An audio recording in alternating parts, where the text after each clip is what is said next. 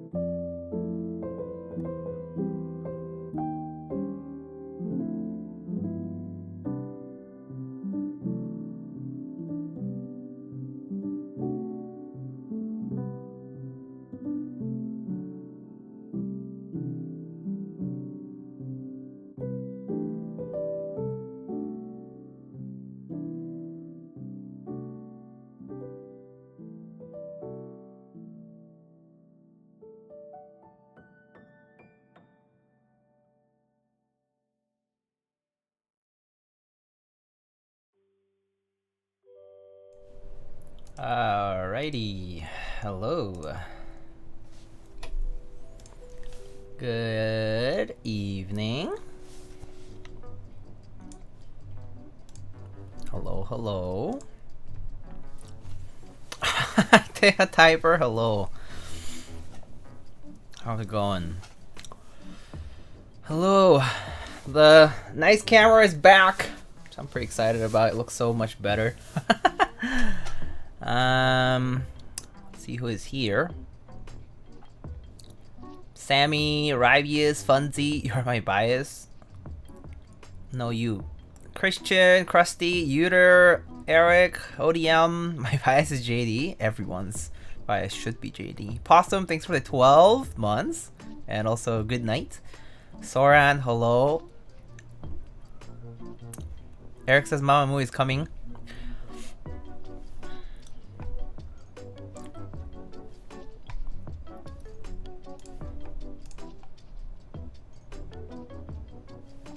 Oh yeah, Eric, are you going to head in the clouds?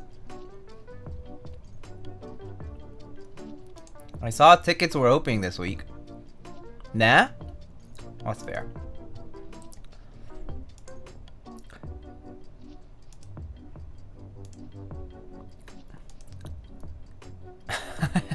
Itsy Bedge. That's fair.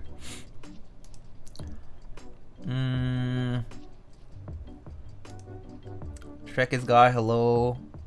Is this yours or Kamish? Oh, Fishy is stuck in ads. We'll wait for Fishy to come back.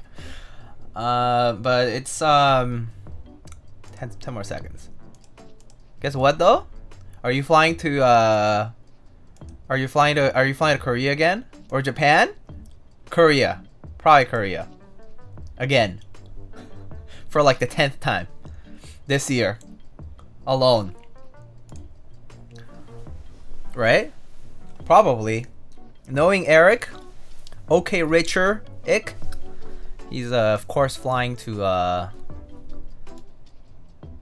Korea, right? Oops.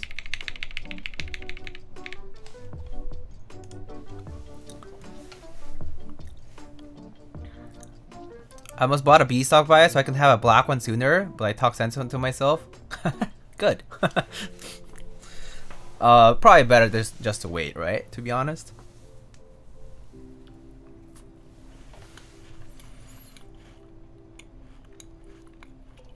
Wow, that was fast. Damn, dude, that was fast as fuck. Wow. Nice.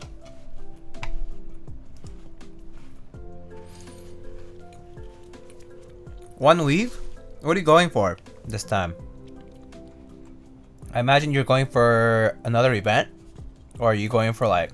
I mean, yeah, probably not vacation, right? You already took your vacation in Japan.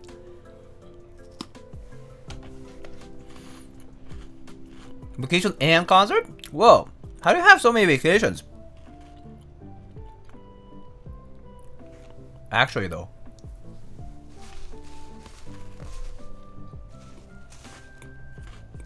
April vacay? But I mean, didn't you already take like a February vacay and a January vacay? And probably a March vacay too? Those exist too? What the hell? How do you have so many vacations? March is nothing. March sucks. March kind of sucks. Except it's my birth month, so it's not as bad, right? Just kidding. It's okay.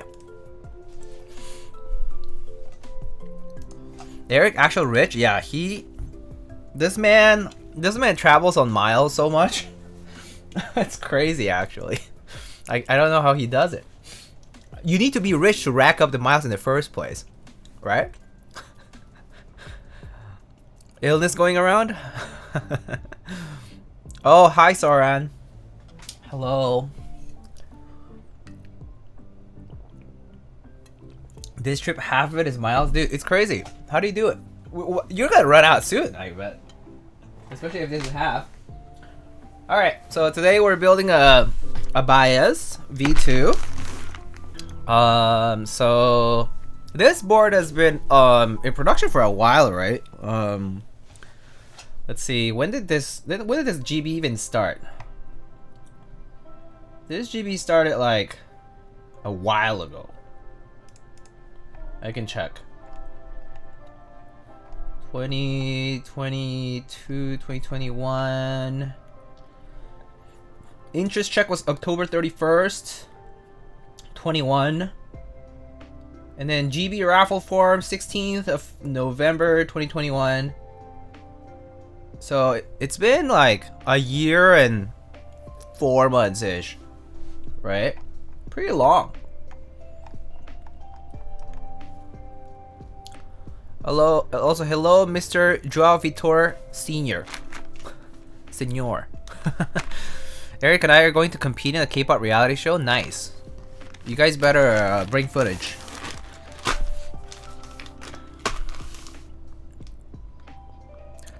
Hi Kate, how's it going? Oh, this is not the Doge Think Deathmat. This is the KWK Deathmat from Strongmu. We can update that. How did you update that again? Edit. Was it edit command or was it command edit?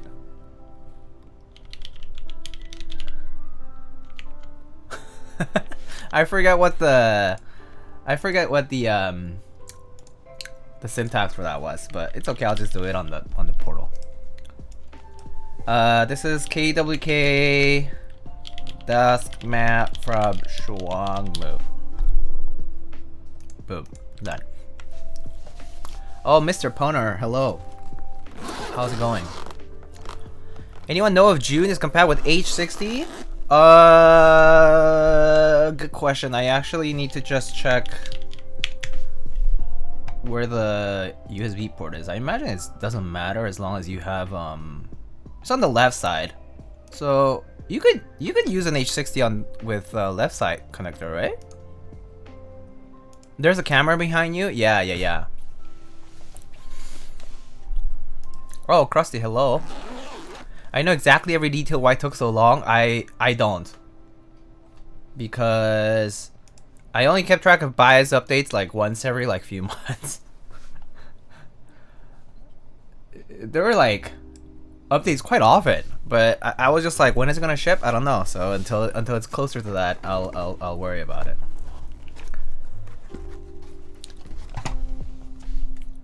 Okay, Rich, with all those cameras, I mean, I bought them used. I got some good deals. And then, this one was a gift, which was really nice. Alright. Hope you had a great birthday. Thank you. Buy K-pop merch, pay for bills, get miles, travel, rinse, and repeat. I see. And somehow also in keyboards. So, okay, Rich, basically. So, this is interesting. It comes with this bias genetic disc, which I imagine is a CD, like a CD-ROM CD. I want to open it, but it's also not mine, so I kind of don't want to open it. Should I open it? I'll open it.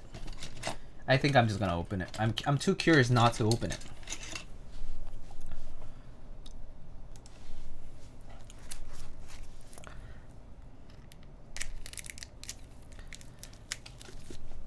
So is it me or did the music stop?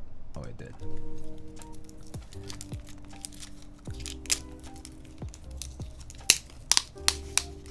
Sick 2000s tunes or 2000 tunes? Is it like the MP3 Walkman type, or is it the 80-minute burnt CD type? Because back in the day, audio CDs were 80 minutes. There was then later there was MP3 playable technology on the CD Walkmans, and you could play MP3 files directly from directories, which allow you to have 700 megabytes of MP3 files, which is amazing. Burnt? This guy's a boomer? Oh, it is like an actual CD, I guess. I don't have a CD reader anymore, but that's pretty cool.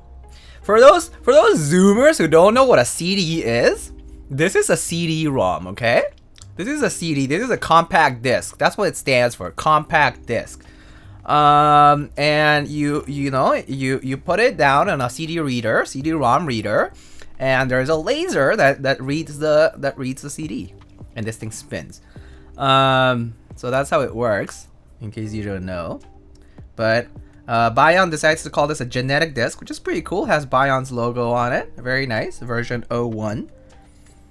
It doesn't have like a album like details, so there's no song names or track names, so I guess they're all untitled 1, 2, 3, 4, 5. But cool.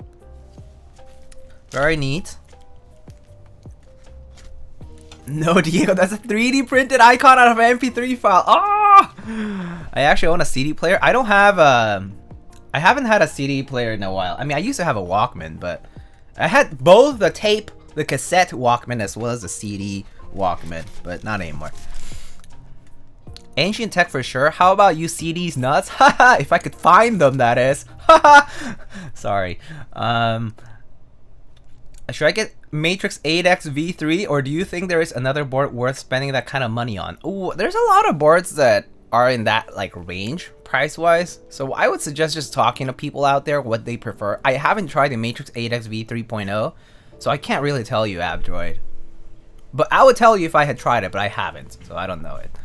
It's a cool looking board. I think the Matrix boards just look really nice, and I think the new ones turned out pretty well too. At least that's what people are saying about it. So, IDK. Do you have a PS5? I don't. I have a PS... Oh, my partner has a PS4, so I guess we could try that, yeah. I think at work we have some CD players though. Did Honda give you a Civic Type R? I wish. Also, it would be so useless in New York City. I would pay so much money just to keep it in a garage. Baion Wave, Requiem Synovia, Millennium Evolution, Biozone, Canister, and Semaphore. Oh, okay. Interesting. Alright, so here's the plate. This is an alu full plate. Yeah, okay.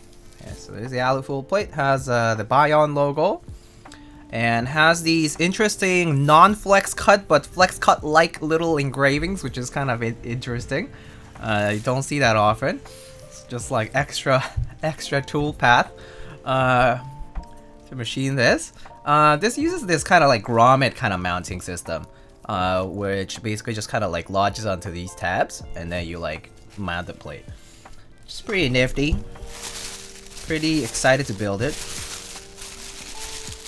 Haven't ever seen one before, so it's gonna be new for me.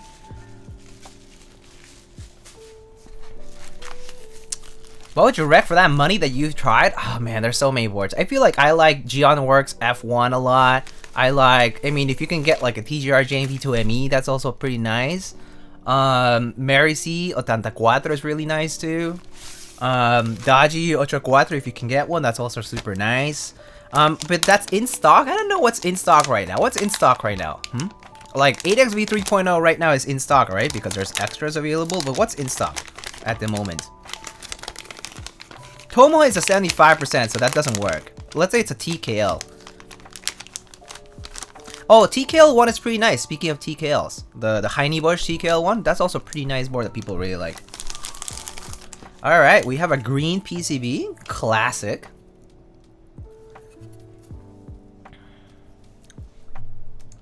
Bias B stock. Oh, that's right. Bias is still in stock, so you can get a Bias, which we'll try today, so at least you'll get to hear what it sounds like. And I think some people have already built theirs too, including Alex Otos, who has really nice gear and really nice builds. So I would suggest checking his VOD as well. He does really nice builds too. I think if he likes it, I think it's a good pick too. Mr. Yankar designed this PCB. Baion 808 is the name of the PCB, apparently. Very nice, classic green. What's this? Oh, we have thockiness in the form of foam, which is optional. We might not have to use it. Jay built his as well. Yes, Jay from Prototypist also built his. Yeah, I remember he was pretty excited about it. Oh, layout don't really matter. Oh, okay, so that's kind of tough then. If the layout doesn't matter, the Sonnet's really good too. The Tomo is pretty good. IMO, some people don't like it, but I like it. Okay, there's a sticker here. You have our daughter board connector. You have our C3 daughter board here, universal. Another sticker. Daughter board screws. Daughter board screws. And a variety of grommets. I need to look up the hardness, but I think they should be pretty obvious. We'll see. And yeah, all right. I'll put the stickers aside.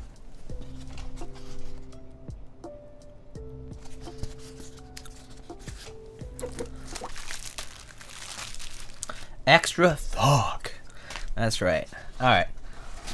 This is kind of nifty. You get like a separate compartment, basically, using this foam, and it's very nice and thick, and it covers the exact thickness of this top part of the case, which is nice. So this part is entirely flat. That's kind of nice. I actually do like how this extra piece of foam is wedged in there. Then we have a diagonally molded compartment for the TKL. It comes in the microfiber sleeve.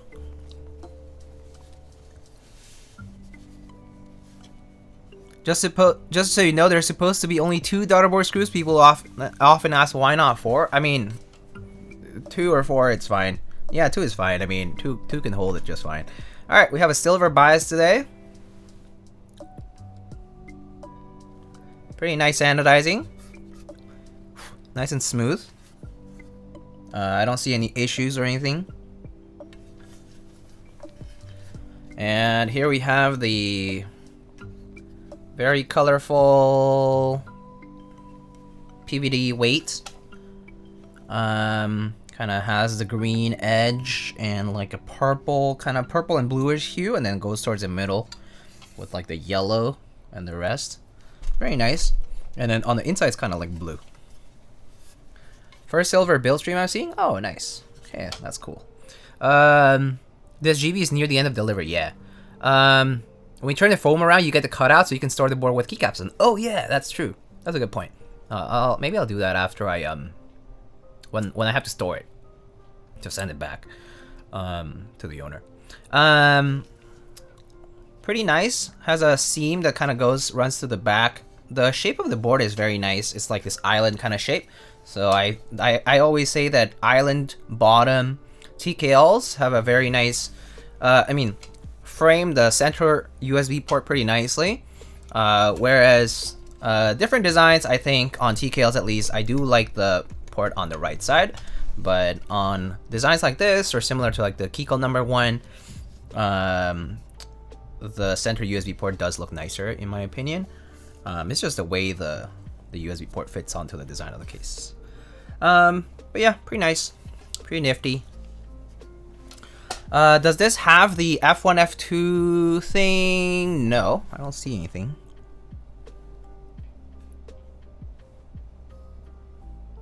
Do you guys see anything?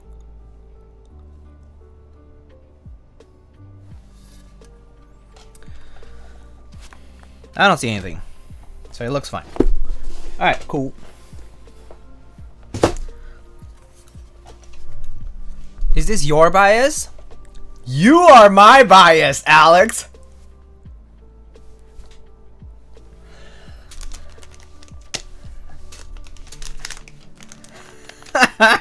Set yourself up there.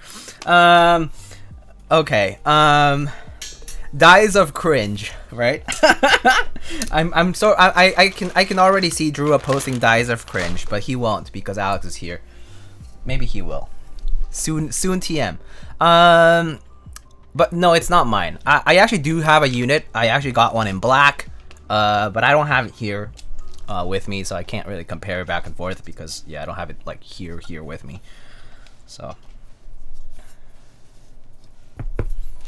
Oh yeah, very nice. Lenza Lucas, hello. How's it going?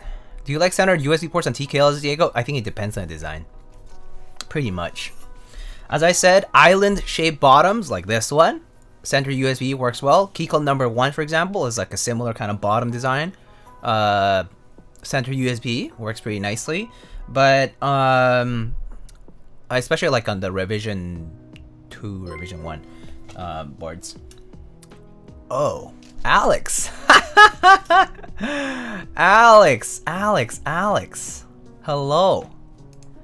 Oh yeah, Diego, it came right? Oh, is this your package, Soran? I can check later, but probably yes.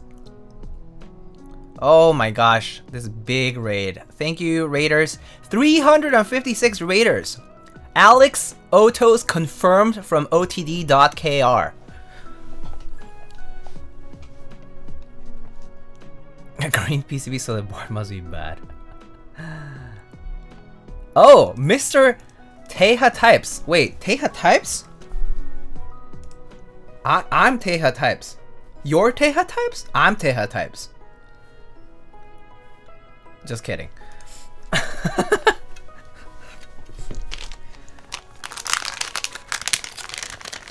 East Coast. I'm just East Coast department. I'm just the East Coast department. You're East Coast HQ Teja Types, comma LLC, and also North American US Alex Oto's representative. I only represent the best of keyboard streamers. I'm Canada Teja Types LLC. Yeah, I know. We're soon gonna incorporate here.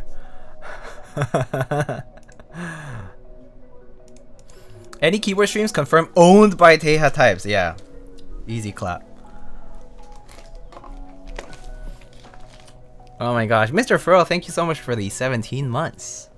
Bias build, yeah, I'm excited. Alright, I actually don't know what this is flashed with. I'm gonna assume either Via or Vial.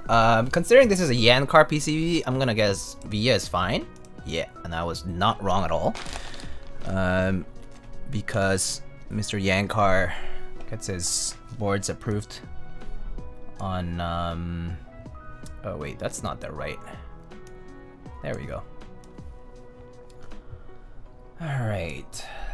Let's see. This doesn't have LEDs at all, right? Nope, no LED support at all, actually. Not even... Oh, it does have a scroll lock SMD. That's cool. Oh, it does have SMDs.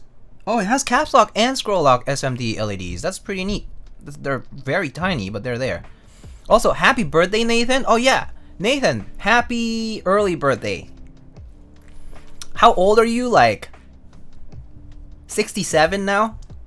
I turned like 19 like 4 days ago.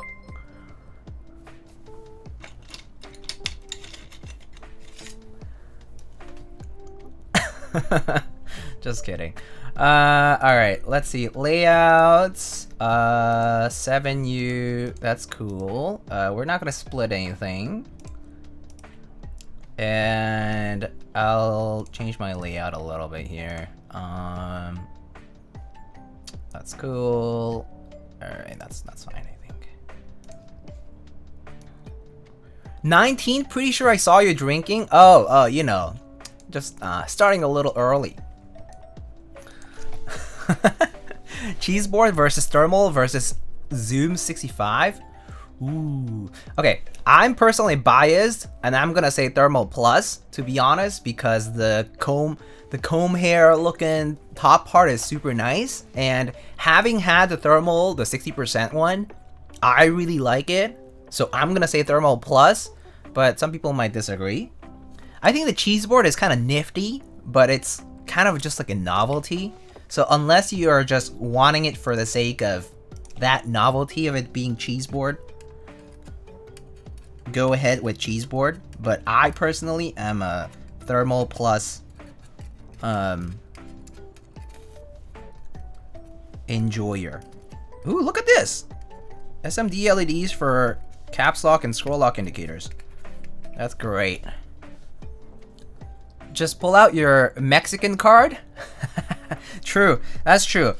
In Mexico, the legal drinking age is 18 years old, except I am pretty sure that the first time I drank was like when I was like 11. But nobody tell anyone that. But yeah, I told you guys that. Oops. Are there no paths for through-hole LEDs? No, there's no paths for through-hole LEDs, so you're left with the option of using this SMD LED, which seems to be single color white. So yeah. Reported? It's 18 in Canada too? Yeah, I remember when I turned 19 when I was in college. So when I was in college, I was in Connecticut, right? I went to a small liberal arts school named Wesleyan in Connecticut. And when I turned 19, a few friends of mine and I drove up to Montreal because, well, we can legally drink there too. So it was great. It was a fun trip. I mean, not that it would have changed anything having, you know, just staying in my college town and having, you know, like just like having fun with friends, but it was a fun trip to drive up to Canada. That was my first visit to Canada, actually. It was pretty fun. I only visited Toronto, where Alex is located, most recently, and I saw Alex that time too. That was I think last summer, so 2022 summer. I went to see a bunch of friends who are up there, as well as Mr. Alex. It's really nice. All right, so close that. Yeah. We had boba and walked around and stuff. It was nice. We also had Mr. Sifo around, big audiophile and old school geek hack boomer, except like younger than both of us, I feel. So yeah.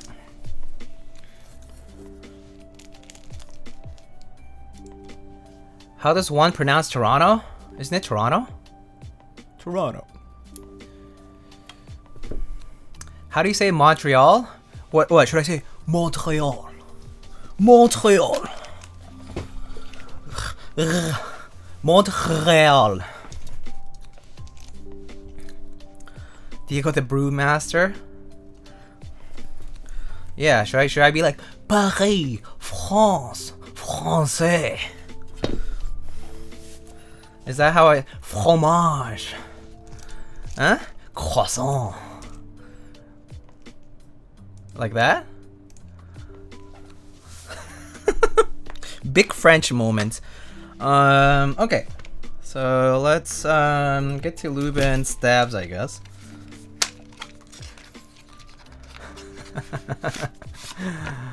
You did not pronounce the team Montreal? Oh, okay. Montreal? I mean, yeah. Oh, just realized. Pog! Yes, hello, Mr. Dodgy. Mr. Juan. This is your creation.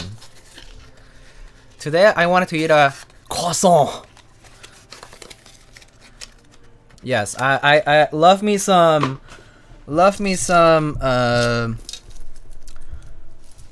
What is that? What is that?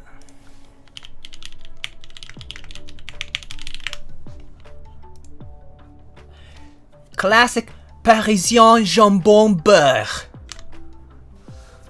which is ham and it's like ham and butter in a baguette. Very good, I heard, but I need to go to Paris to have that. Can't have it here with low quality butter and non-fresh bread.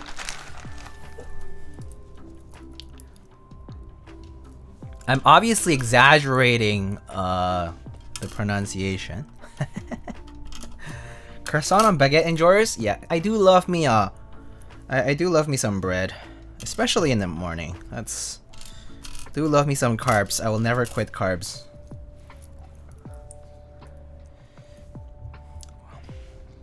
Yeah, who are all these cats? These are cute cats, though.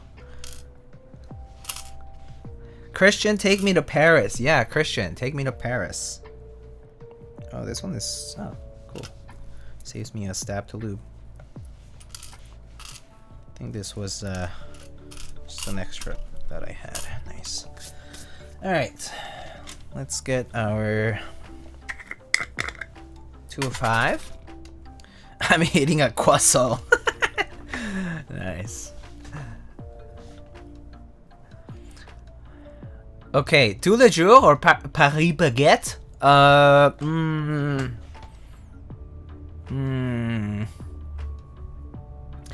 I've had better experiences at Paris baguette personally, but tous les jours is honestly okay too. But I've had better experiences at Paris baguette personally. At least both here in New York City and in other places, I mean in Korea. But yeah, as far as like big chain semi-big chain cafes go, I think Paris baguette is probably the better choice, I think. Tous les jours is better in Cali? Oh, interesting. TIL.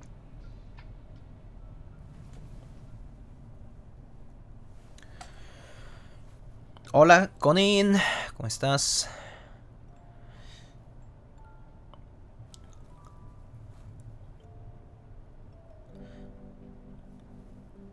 Well, this is neat.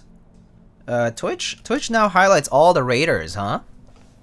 That's kind of nice because now I get to know. I get to call out y'all who came with the raid and weren't watching me before. SMH. Just kidding. No, of course it's not. I mean, of course I'm gonna welcome you all.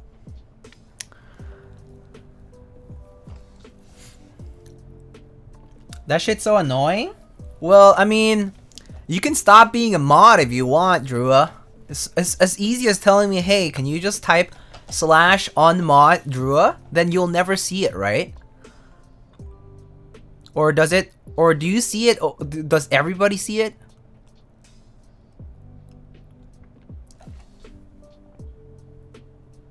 No, right? Only the mods see it, right? Drua likes self-pain? Yeah, I know. Drua likes self-pain that he will move all kinds of goalposts, but that's a whole... You could write a whole anthology around that. Nice poll. I voted yes.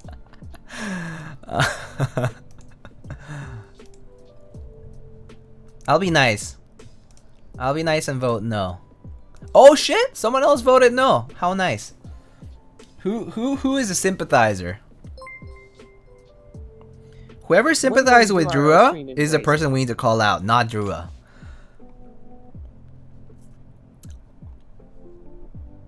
Def, yes from me. I love democracy. Kupo, thank you so much for the 12 months, bud. Appreciate it. Lord of West Texas Cherry Enterprises.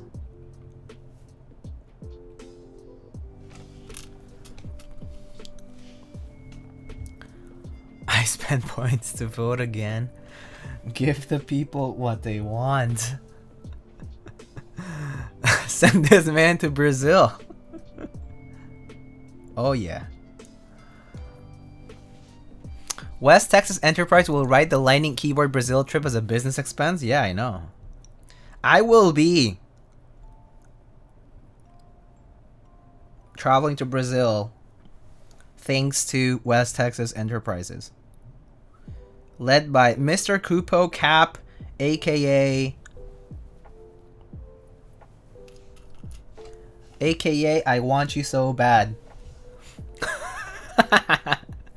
Come to our meetup. That would be great. I would love to visit Sao Paulo, if that's where I'm going. Sounds amazing. Huh? Oh, Nathan doesn't know. Él no sabe.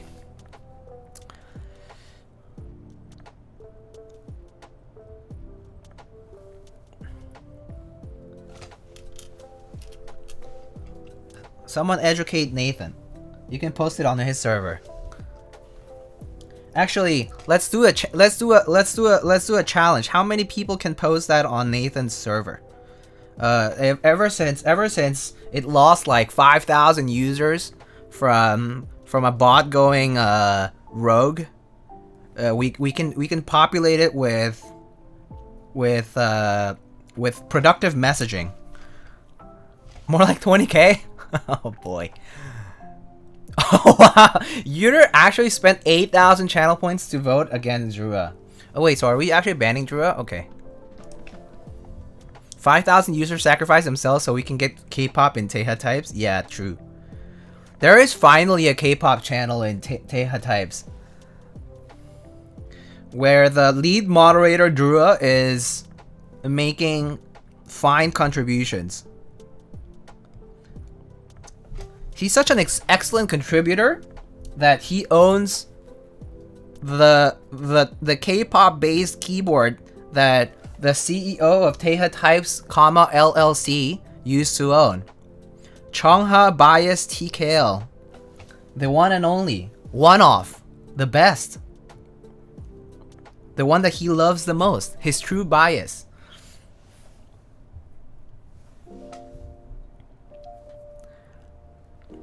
What a nice weight. I know, right?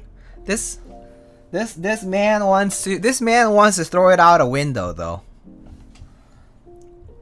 K-pop, hashtag K-pop in Teja types exists just to stop Drua from throwing the weight out the window.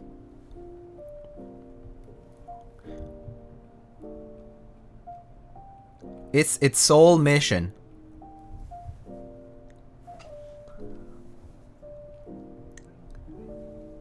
Drua and Chongha even rhymes. Drua appropriated Korea. Yeah, I know. Drua owns r/budget K-pop TKLs. Just kidding.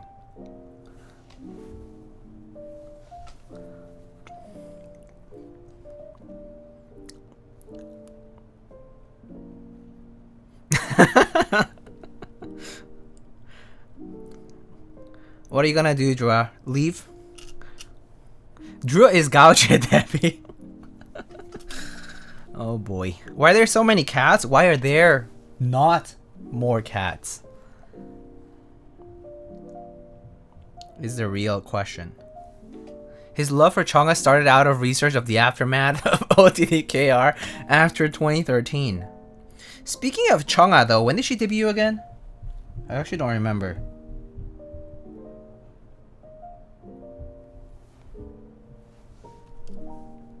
Her debut year. IOI in like 2017? Yeah, I remember it was like after college for me. So, or was it? Chung is great though. Got to see her live. Oh, jealous. That's nice. I mean, I honestly like her even more since she went solo, cause she's totally a queen. She's great. She has so much stage presence.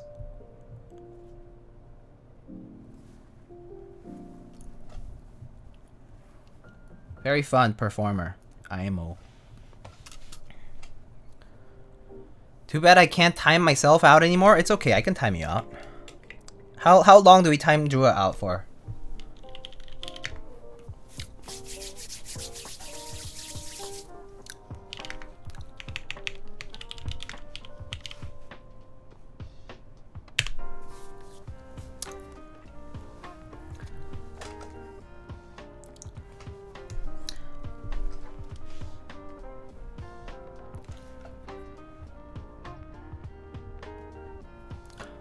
Mushy Mushy streamer man, hello, how's it going? How goes my day? Honestly, my day's been kind of meh. I mean, honestly, this week's just been kind of meh for me.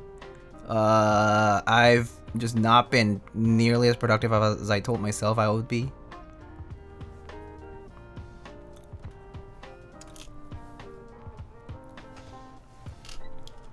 And I've just been feeling really, really groggy. And just kind of like lethargic overall. Maybe it's the weather. Maybe it's something else. I've just been feeling kind of off this week though. TBH.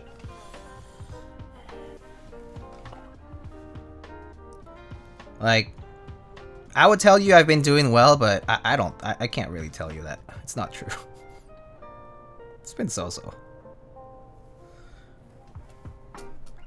It's because we lost the hour. I'm wondering if it's because of that. I've never really been heavily affected by daylight savings, to be quite honest with you, because losing the hour for me is like me staying on my phone awake for another hour wasting my time, like at night or something. So at the end of the day, losing that extra hour is like whatever, makes no difference. But maybe you're right. Maybe it wrecked me twice, basically.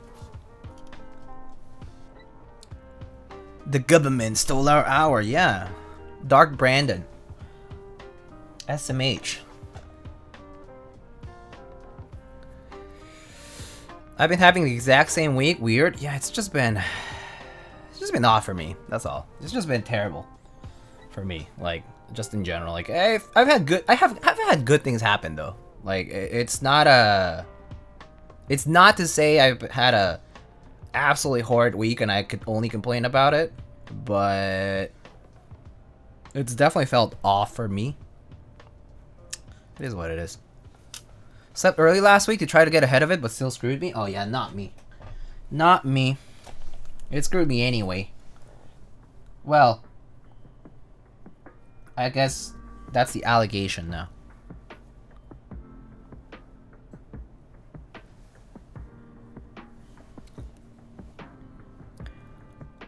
Drew asked in Discord to be banned? Really? Okay.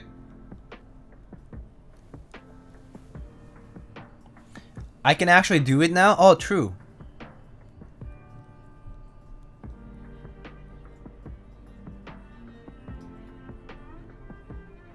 You can do the honors.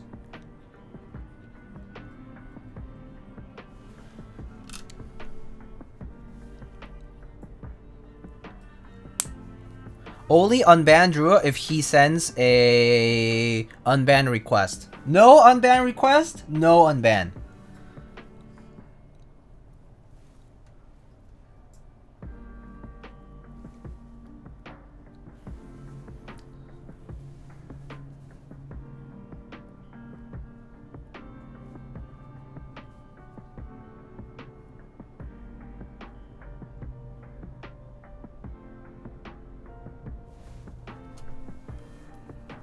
He has to wait 3 days? What do you mean? Oh, to to write the unban request? I didn't even know that.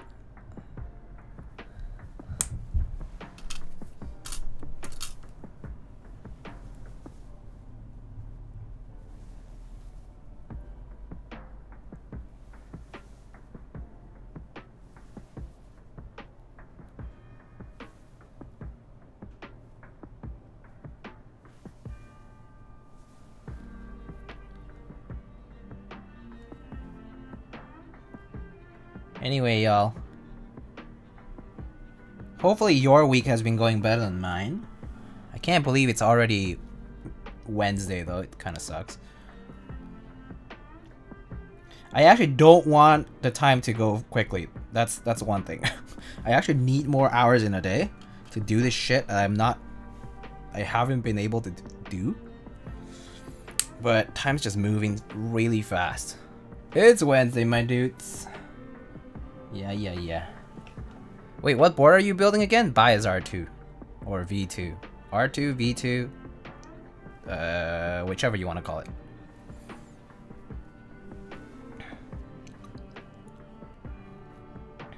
Wonder if Drua will still get notified of mentions. I actually don't remember if you ban someone, they're restricted from like chat arena. If not, then he would still get mentions, yeah.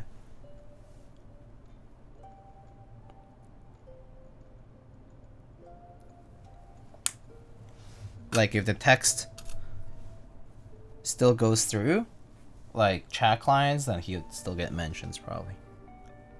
But IDK.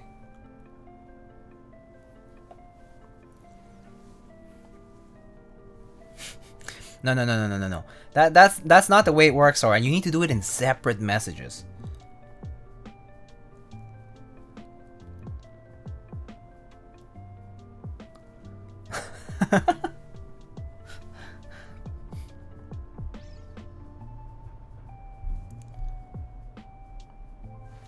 Wow.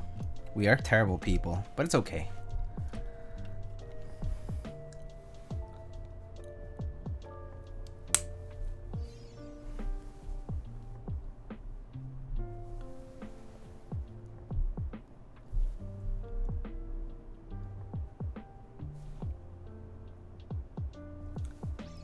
OTD only timeout Drua. Only timeout Drua from Korea, so he will never have Korean boards. No customs and no mustoms. Okay, fine. Drua's back.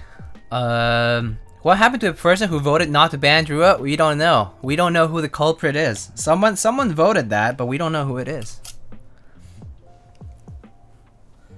Oh yeah, now we can ping him.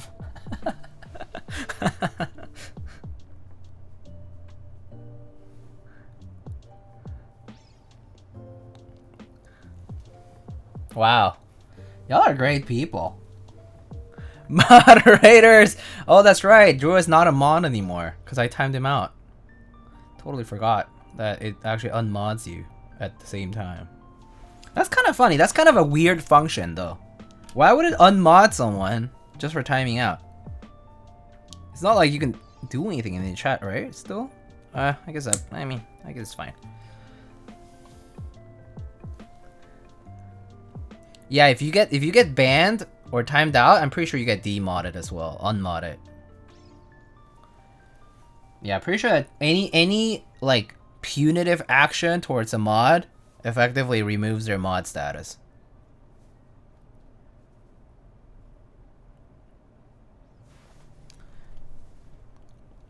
You used to be able to time out yourself? Oh, interesting.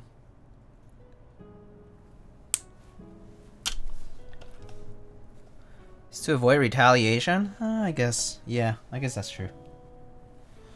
That said, a mod couldn't do anything against, like, the streamer / admin, right? I assume.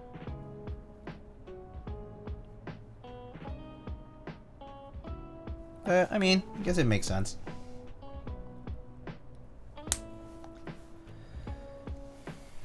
Can you still demod yourself? I mean, not if you're the streamer, no.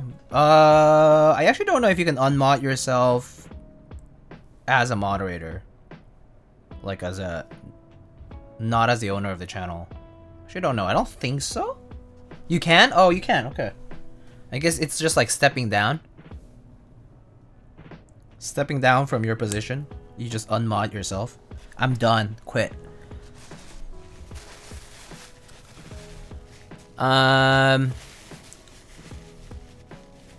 Happy Monday, Lightning. Super random question here, but do you happen to have the extension kit for GMK Red Alert? Oh, yeah, I do. I bought every kit for GMK Red Alert. Because why wouldn't I? It's a great set. I was really excited for that set, so... Yeah, I did end up getting all the kits. What's your favorite form factor, though? TKL and 60% are my mainly used form factors. I would say, generally speaking, TKLs look nicer, aesthetically more pleasing to me, but I would say that 60% are a lot more functional for me just because they save a lot of space.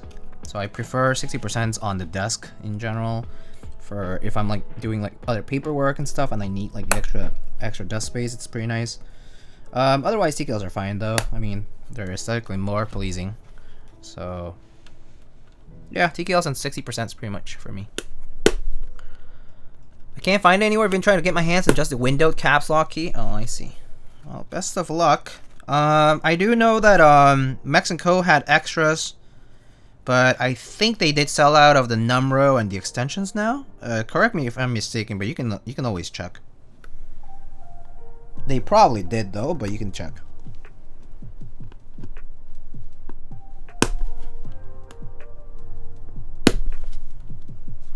How big is your desk? Right now I'm using a, I think this is a, it's either a 72 by 30 or a 60 by 30 from Uplift. This is an Uplift V2 desk. I think it's a 72 by 30 actually. So 72, so that's what, 6 feet by 5 feet? No, yeah, no. 6 feet by 2.5. They're out? Oh, that's too bad. Sag. What in your opinion is the best 65% around the 200 price range? I mean, recently I tried the Envoy. It was really nice. I personally would recommend the Envoy. It's pretty good for the price. 65% around 200 price. Yeah. So yeah, it's about, it starts at 189 US, I think. You can get it on modekeyboards.com/ oh wait, is it? Yeah, modekeyboards.com/lightning keywords, or is it modedesigns.com/lightning keywords? It's one of those. Just do exclamation sponsors and you can find it there.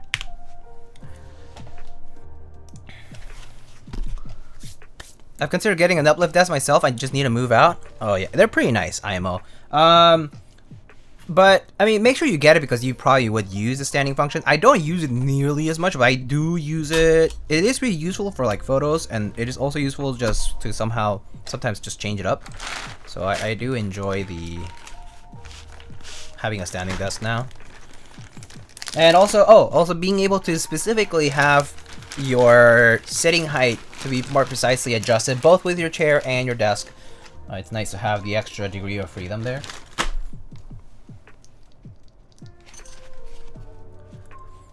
Envoy seems universal, well regarded by reviewers. Yeah. It's a pretty nifty design. I think overall, like it's more so that it also hits the price tag. That's pretty desirable. I think if the price tag were a lot higher, then it would not hit that kind of like positive mark, so to speak.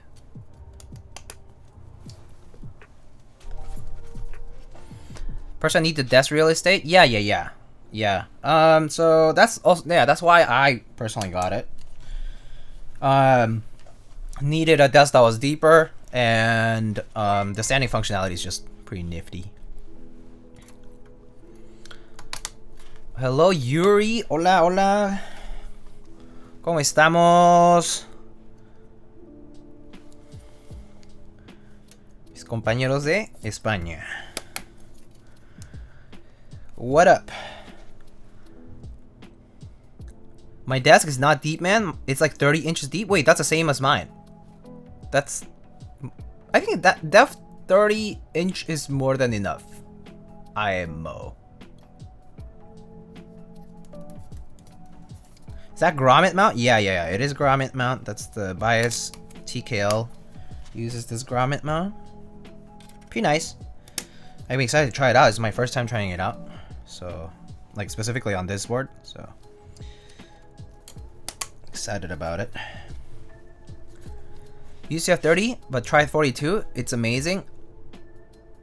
I mean, I'm sure having more desk is always better, but I don't have that room. As you can see, I also have my bed behind me, and I also have like other stuff. So having a 42-inch deep desk like would complicate matters in a small New York City bedroom. If I moved outside of New York and had like a house, sure, you know. Or if I had like a separate office space, basically. That would be the ideal case, honestly. It was just to have a separate room, but getting a separate room as part of the same place in New York, I don't know about that. Very expensive. As it is, I think like studios in some neighborhoods, it's just like, you know, they start like $3,000 per month, so it's like pretty crazy. Although I think the place I live in is like, it's not that bad. It's like 3 bedrooms, 3 bed, 2 bath for like 37-ish.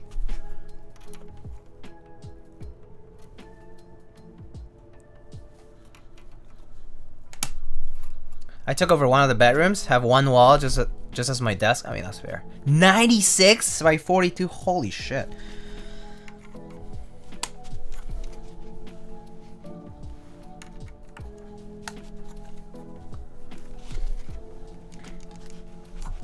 Where's my keycap redeem? I see it. I see it over there.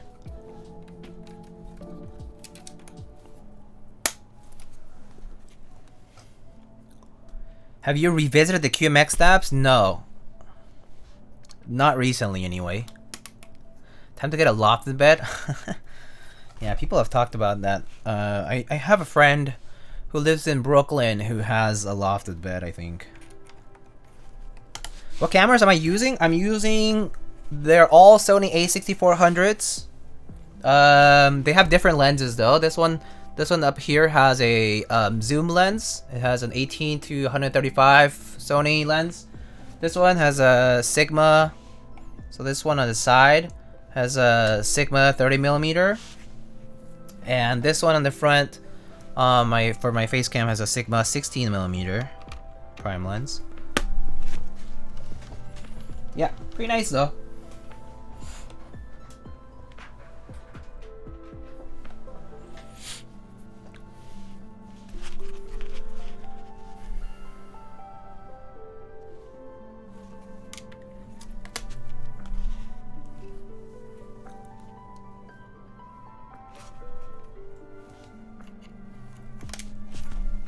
Sounds fine to me.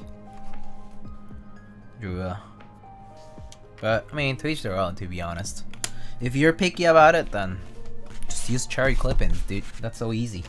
They're so cheap.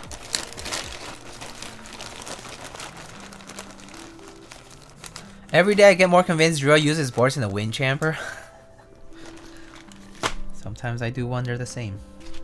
How, like, are you like this the whole time?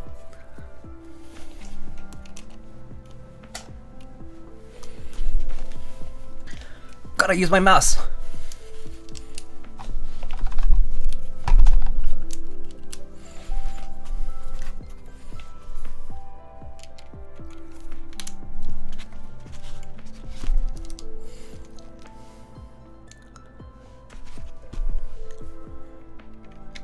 I don't know.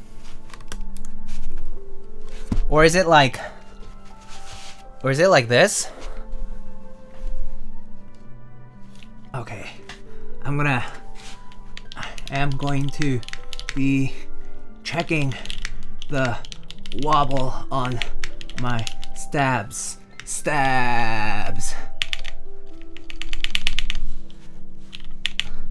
On my stabs.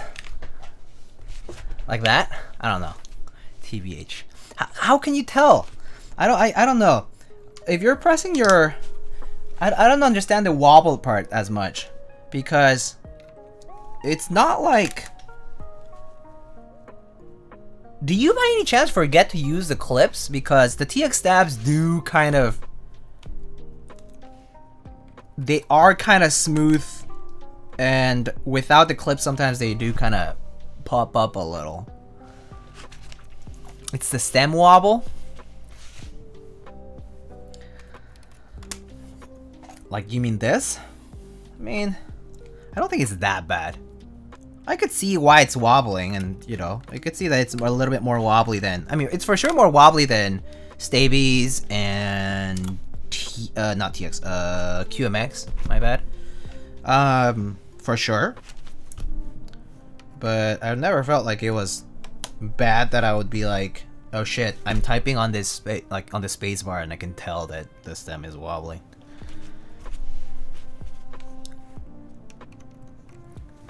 That's all.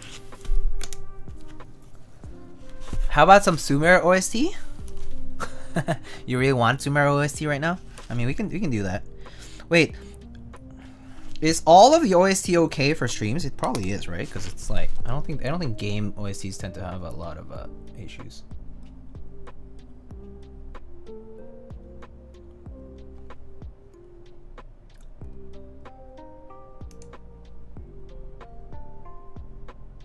But sure, I can check.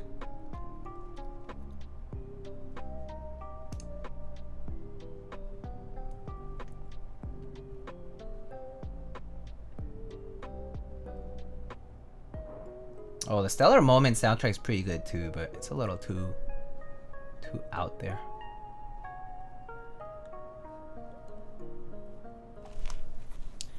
Do you stream the Daji 84 build? Yes, I did. But I did it during my subathon, so it's gonna be on my subathon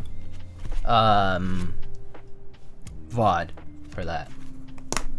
And no, it's a it's not a Korean keyboard. It was designed by Mr. Juaninamili from Texas. He's located in Texas, so it was US based designer. And I believe I'm getting so distracted I haven't tested the stabs yet. Custom. With custom. With Texastum. West Texastum.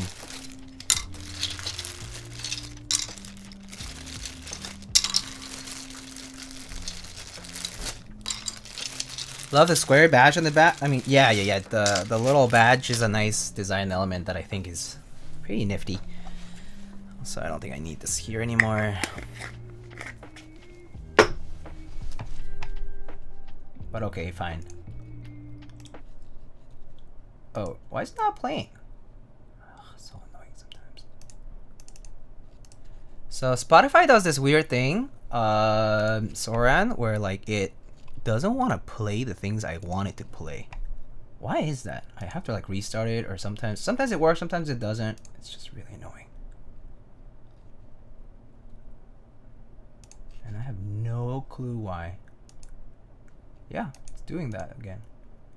You can also just use the YouTube playlist. Yeah, I guess that's true. But then I have to readjust the volume. But yeah, like let me do that.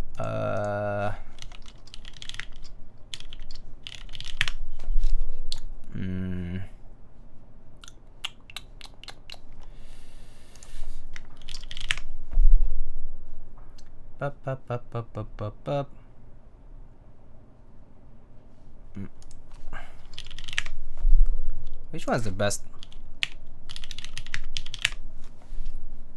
playlist?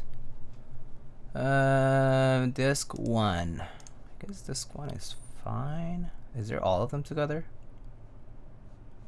I think they're all separated. Oh no, there it is. Found it, I think. Alright. And then dun. Alright, you guys are gonna have to tell me about the volume here. So let me just okay.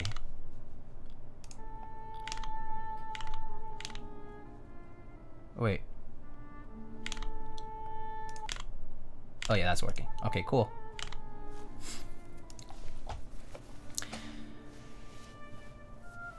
Diego, what's a Totor typing test? You can only redeem it to find out. Is the volume okay? Is this your first bias? First bias TKL build, yes, but it is not my first bias in life, no. Just kidding.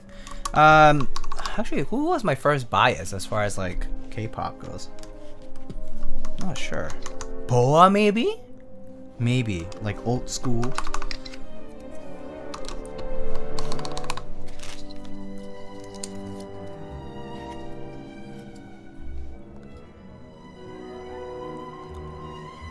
Yeah, it's Yihyori? No, I wasn't like as huge of a fan back then. Is the volume too high?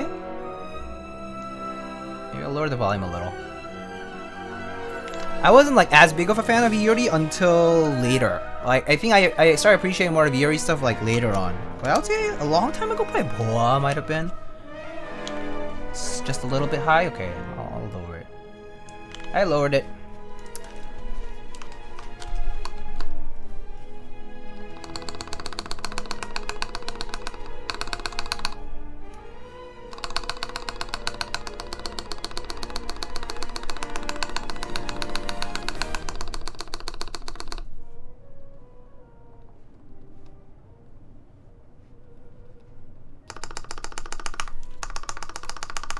What set is that? This one's GMK Carbon. This one's just random keycaps from different sets.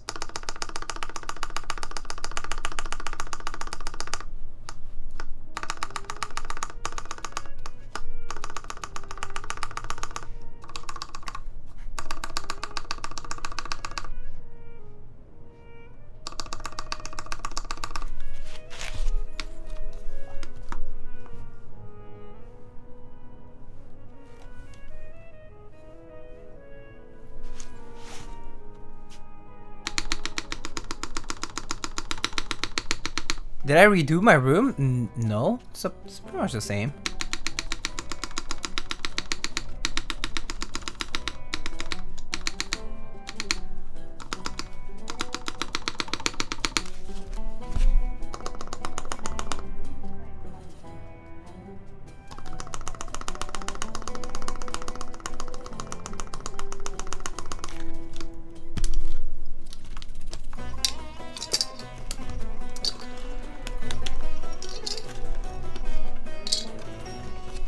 I'm not in this room, that's why it looks different. It looks cleaner. Oh, it's maybe because my front cam changed. I like re-upgraded it back to back to a mirrorless cam. Do you feel the rattle? I certainly don't feel the wobble. Love the streams. What do you think about the QK80? I would tell you if I had tried it, but I haven't. I can't tell you an opinion about boards that I haven't tried just because it's not fair to the board. But I mean, I think a lot of the boards, like, I mean, hold on, let me just check QK80. What does it even have? This is the one, this is a QWERTY keys one, right?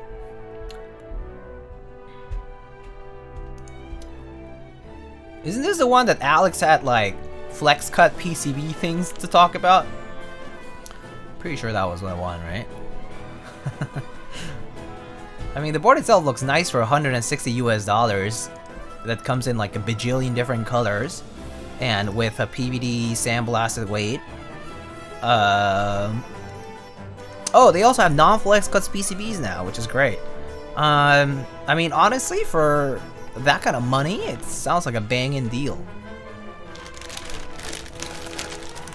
So yeah, built without the flex cut PCB sounded solid. I mean, for $160 base price, sounds like a good deal to me. I think the value of it is hard to beat for sure.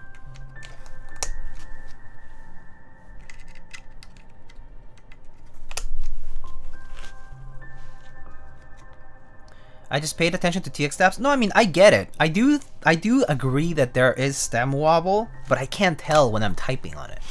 I think that's the key thing for me. It's like I can't tell. Like I'm typing on this board, I can't tell that it's wobbling more than like excruciatingly more than other boards. Like other stabs like cherry clip-ins and Durox and other things that I've tried. Spacebar, I feel it. On the 2U keys, it doesn't bother me. Interesting. Interesting. I have to say, I still don't know. Where do you press on your spacebar actually, Drew? Do you press closer to the edge? Do you press the middle? Where do you press on the spacebar? Because I press like what, maybe like 2/3 in? You press dead center? Maybe that's why. Because you're basically equidistantly away from the two sides.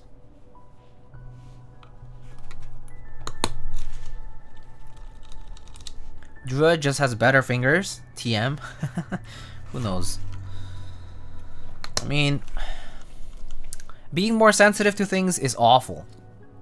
Ignorance is bliss. To be quite honest with you. Ignorance is bliss, guys. Being picky is not gonna help you. I'm a left-hand spacebar thumb user around the VB key. Yeah, so I press around N, M, or maybe like right below the M key. So like 2/3 to the right. To be quite honest, yes, to be quite honest. Mr. Gioran, hello. Mr. City Lemon. Hello, I see keyword is being built. Hello, how are you doing, Urban?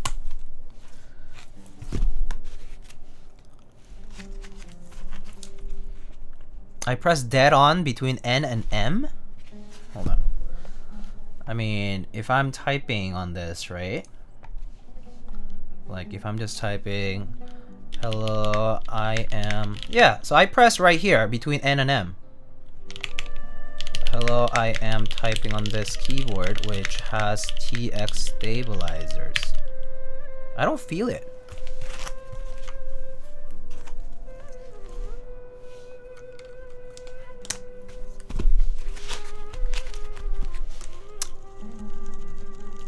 Gaming, I press exactly below V? Yeah, me too. Me too. Yeah, when I'm gaming, I press right here.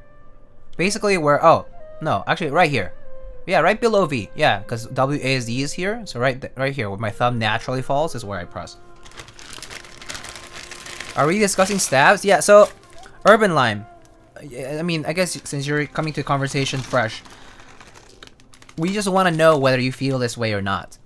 Drua makes an allegation that TX stabs have stem wobble, which I agree. They do have wobble. And that specifically, when he presses on the spacebar, he feels that the wobble is particularly bad relative to other stabs, and therefore he doesn't like it. And I was wondering if it was because of the way, you know, you press the spacebar, it might differ. I tend to find it, I can't tell the difference myself. But yeah.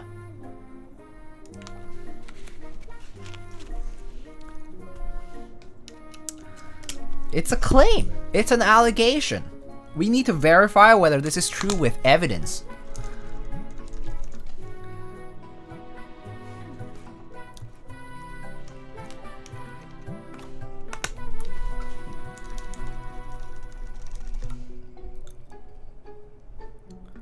I'd be surprised if Lime got stabs out recently. Oh, I see. So you haven't built a board with new stabs recently, so you wouldn't. You're saying you wouldn't know. Okay. Why do you do that though? Who does that? Okay. Who does that? Drew says, press on the spacebar and shake your finger back and forth. Well, of course it's gonna fucking shake if you shake it back and forth. Like if you do this, of course you're gonna feel wobble. But who the fuck does that? Who the fuck is doing this when you are typing? Who does that shit?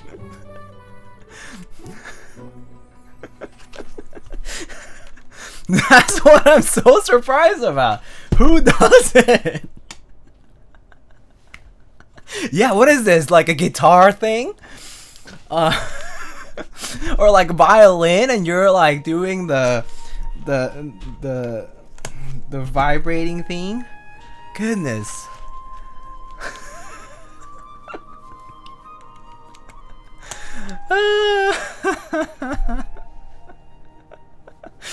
Oh, them vibratos, man. Oh my god. Oh, that's so funny. Double jumps.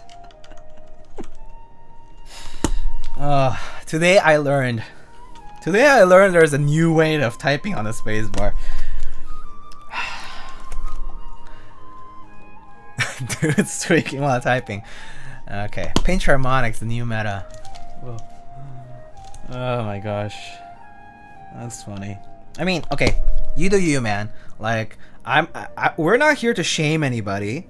I'm just surprised that this is like an issue, and because I was like, I couldn't understand it. I was just legitimately, I was just like, I can't feel this. How do you feel it?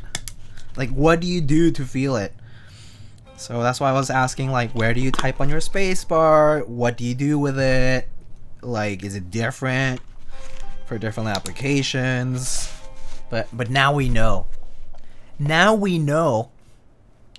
You fucking rest your thumb on your spacebar and you shake it back and forth, front and back. No wonder. No fucking wonder. You feel this thing going to and fro.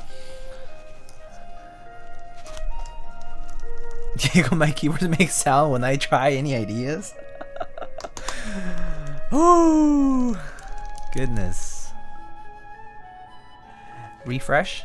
What's this refresh thing? Is this like the F5 thing? New emotes or something?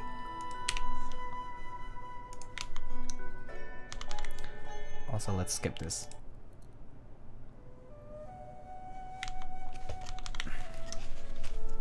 I'll die on this hill. I mean, we know you're gonna die on many different hills, Jura. I genuinely wanted to understand you. I'm not doing this to shame you, dude. I'm not doing this to fuck around and say like, oh, Jura's like a loser. No. I'm genuinely trying to understand where you're coming from. I kind of get it, but the practical application of it is absolutely beyond me. Like, it's by no means in a practical setting where you're using your keyboard normally would you ever feel this, I think. But, you know, you do you.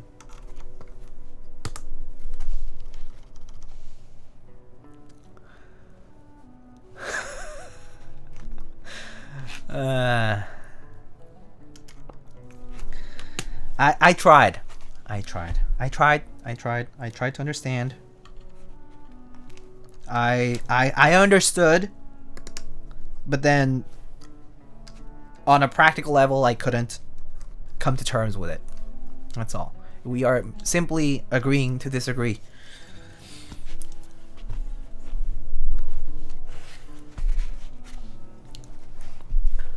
One day Drew is gonna take any other stab. Cherry, whatever. Durock, QMX, and he's gonna do this. And he's gonna be, wow, this thing wobbles. Watch.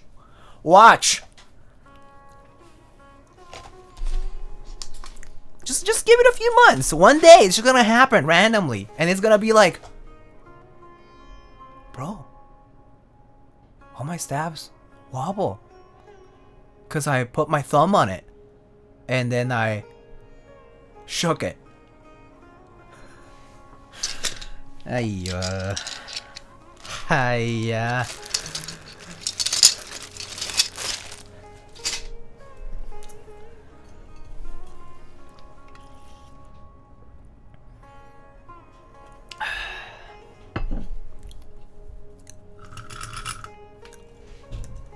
That said, cherry stabs are cheap. You can get a ton of them. Cherry pick on your cherry stabs too. And, you know, cherry stabs work fine. If you, I mean, Why do you bother trying TX when you already like Cherry then? But I guess you have to try to know, right? So it's fine. At least you only spent like what, $25 on TX stabs, or maybe less. And then now you dislike them, so you don't have to spend that. So now you can just spend $1 or pennies on a bag of 250 clip-ins, you know, and then call it a day, right?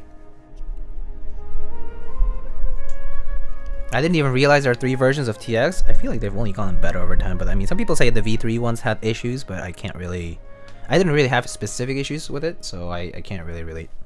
But some people did say like they had some issues with the V3, but I don't know. I don't know about it.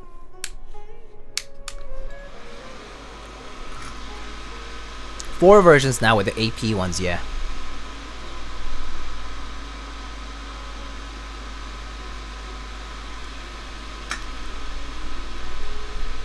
Diego, watch out, stab wobble behind you. Woo, sheesh.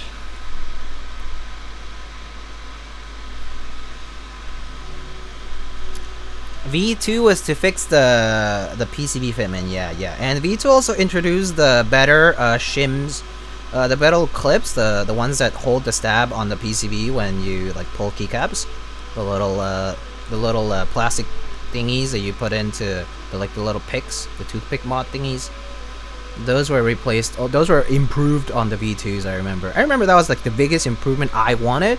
It was that the V1s had a really bad, or no, they're just not tapered enough, and so they just didn't really fit as easily. Like you really had to just press harder and make sure that it was like perfectly lined up with the opening of the clip. But the V2s made that a lot better. I'm just gonna buy Stabies or QMX and retire. Famous last words, bud. Drew is gonna buy Stabies and QMX, both of these, or only one of the two, and then there's gonna be something. There's gonna be something about it. Fuck, I hate it. I lubed it, terrible. Sounds like trash. And then it's gonna be, oh, I should have just gone cherry clip-ins as I always do. So it was full circle. It's like trying cherry mixed browns when you first start in the hobby and you're like, I hate them. And then later, as you traverse through the hobby, you realize cherry mixed browns are truly goated. And you come back to them and you're like, wow, cherry MX and Gateron switches, really nice. Included MX browns. So it's just full circle. You just come back to the beginning, only to realize that you were at the right destination the whole time.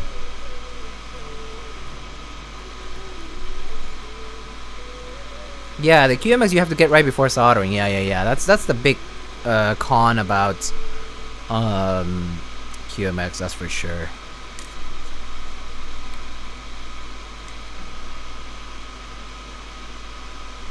That's it. Once you figure it out, like kind of get comfortable with the QMX stabs, I'm sure that they work fine. Anyway, this episode ends here because we won't know the story until someone gets some new QMX or Stabies to Drua's hands, which, at least based on Drua saying that there's nothing around him, it will be a while until Drua decides to spend like $1 extra to get it shipped. One day.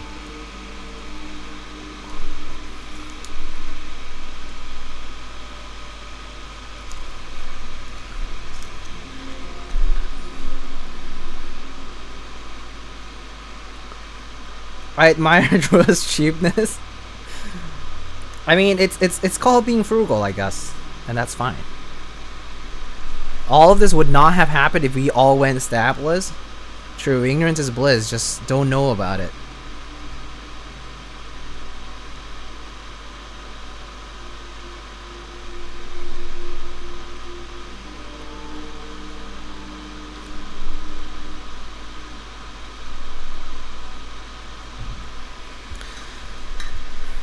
Average day in the life of Drua. Oh man, this has been pretty fun. Anyway, I think I kind of got caught in the whole talking back and forth about this. But if anybody had like things to ask me or whatever, and you tried to tag me and I didn't see it, you can do it again, and I'll probably see it this time.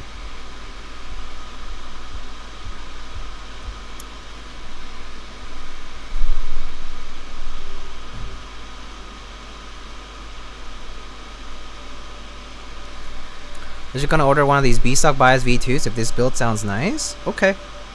Time to convince Jay Ridgy to spend more monies. So we love to do that here. We love to enable. Which chat overlay am I using? What do you mean it's so slow with updating? Isn't it the same speed? I see it at the same time. Ish. But yeah, it's whatever Drua sent me that was compatible with the 7TV stuff.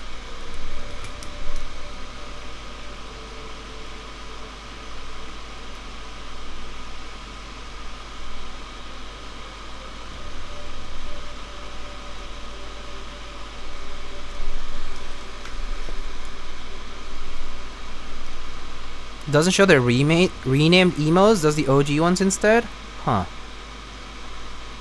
Refresh overlay.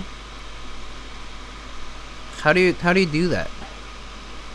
Do I just need to refresh it myself? Is this Drua's bias? No, this is not. Do I need to type it? Oh, okay, never mind.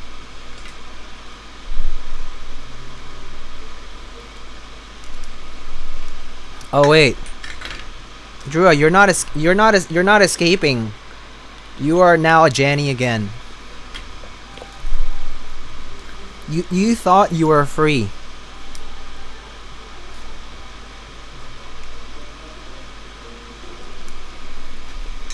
He was trying so hard not to remind me.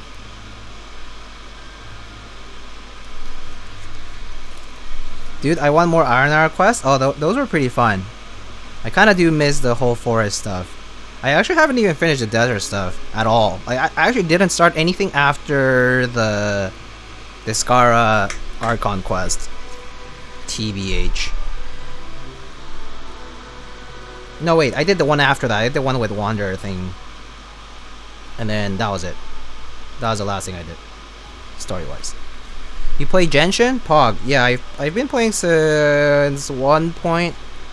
I only know it by banner. The banner I came into was at the end of, was it at the end of Albedo and at the beginning of Ganyu first run? I think that was when I first started. It was like January or December of 2020. Like it was January 20. It's like January of 2021 / December of 2020, I think. Yeah.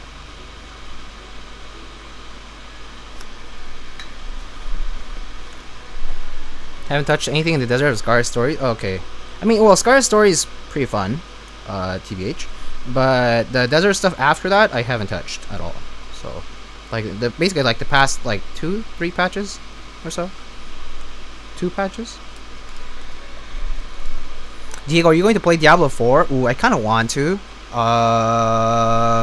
But given how little I play games-wise, like, I just don't have time to play games. Like, I've had friends invite me to play Valheim and Sons of the Forest and Overwatch 2 and like Minecraft and all these other games, and I literally have not been able to join them to play more than like an hour at a time. So I just don't have the time. So I want to, but I can't see myself spending too much time with it because clearly I haven't played other things when people have told me to play it. So I want to, but I haven't. And as far as like Genshin goes, I spend like 15 minutes a day tops. Legit only takes like 15-20 minutes, and the rest of the time I'm ever online is because I'm AFK.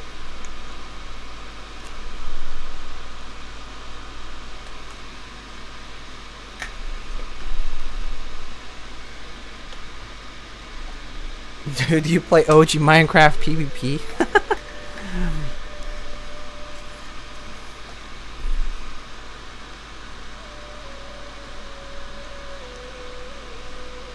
What do you think of the Dolphin 60? I like it personally. I mean, it's something that I've wanted to see for a long time. I do like that it is not 11 degrees like the TKL actually, because I think the 11 degree TKL is kind of like unique to itself, in the sense that the TKL is like a larger board, so I think the 11 degree fits it better. But yeah, I'm kind of excited to see the Dolphin 60 like once it's made. I obviously haven't seen it, like the prototypes or anything like that myself. I think it's just exciting to see it being made at all. To be honest, never thought it was going to, so I think just as the design itself being translated to 60 goes, that's what I'm excited about. That said, I don't have like super high expectations for the board per se. Like, it is true that the Dolphin or the Whale, or for that matter, like they all have like pretty, they're like these bigger cases with, you know, lots of room on the inside, so they can sound a bit hollow sometimes, but it's not like it's not a problem that you can't solve by choosing the right plate and switches TBH, which some combos just work nicely. Yeah, I imagine it's going to be a little bit different with a different form factor, like a smaller form factor. So I'm kind of excited to see. I think this is like, what? Isn't this like Lin's first 60%? That's not counting the Dollis. Because he did 65% with the Dollinger. He did, I mean, he and Syrian did EM7, EM8, which are basically 65%. And then Whale and Dolphin and Big Whale, or whatever the other one is, they're all TKLs. I know he's done full size, but he's never done a 60. So he has never done 60% before, that I know of. So it's gonna be new to see Linworks or Syrian or both design 60%. I've never seen a 60% from them, so I'm kind of excited.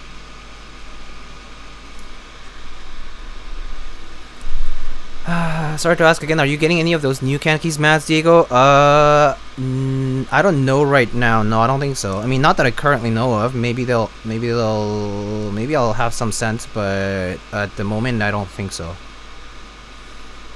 What did Speedy say? Something about quit Genshin a year and a half ago because content drip feed was so slow.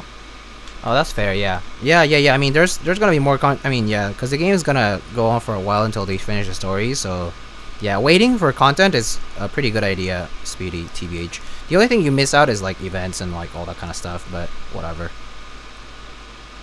Better to just play through and have a ton of content to go through than have to wait.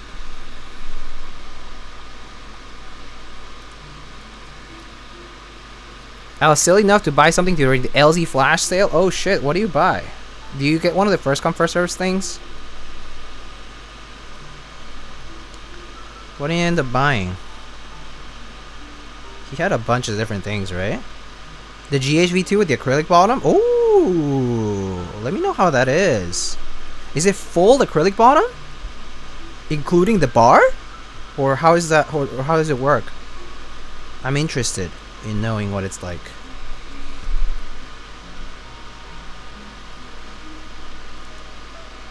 Is it still like the brass bar? Yeah, the LZ GHV2 has a brass bottom with a brass bar. The GHV1 is aluminum, no, steel bar and aluminum bottom. I forget. You can tell me, J Reggie. Steel. Yeah. Steel bar, aluminum bottom. Pretty sure.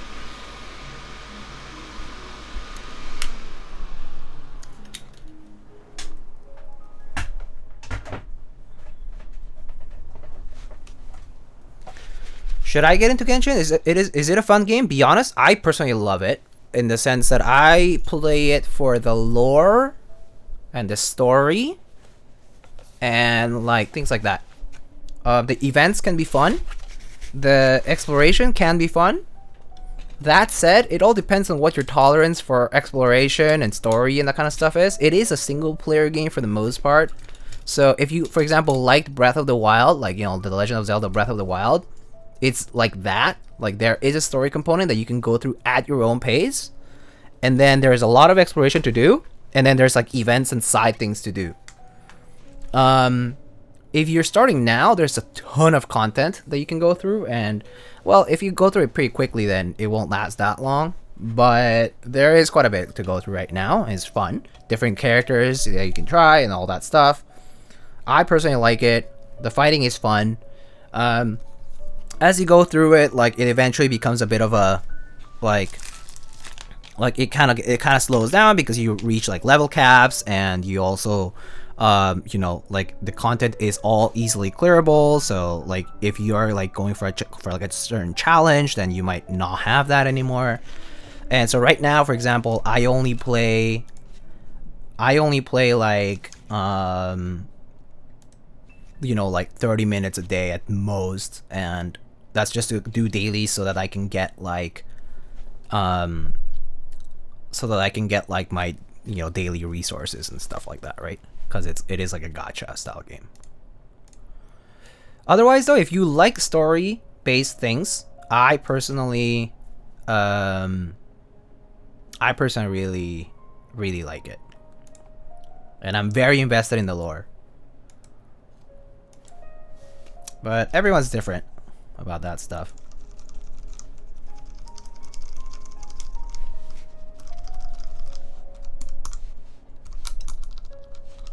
How's the PvE? The PvE feels pretty smooth, I would say. I mean, other people in the chat could chime in, to be honest. I think the PvE in Genshin's fun. It's not that challenging after a bit, I would say. So it's very easy to clear, but I don't dislike it. It's satisfying, IMO, yeah. It all depends on what you're looking for. If you're looking for like a difficult challenge, it's not it, probably. Like, if what you're looking for is to challenge yourself and get harder and harder challenges, it doesn't quite have that, I would say. Yeah. Alright, so everything works on the PCB, which is good. I should place these little clips. I know a friend who apparently spent hundreds on Genshin Impact.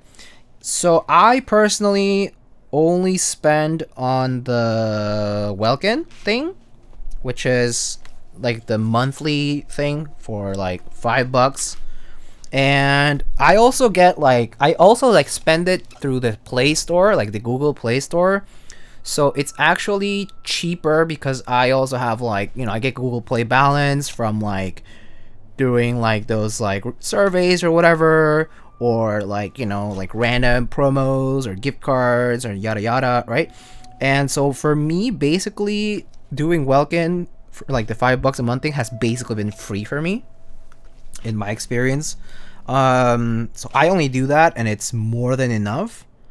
If you are the kind who gets easily tempted to spend, then it is likely that you'll spend to pull on the banners, on the event banners. But for me, it's basically free. So I personally have been doing fine without having to spend much money on it, if at all. I've caved a couple of times to spend, because I wanted specific characters and stuff, or like specific like weapons, for example. Like I've caved to do that, but it's only been like a 2-time thing or so. So yeah. So I don't like swipe very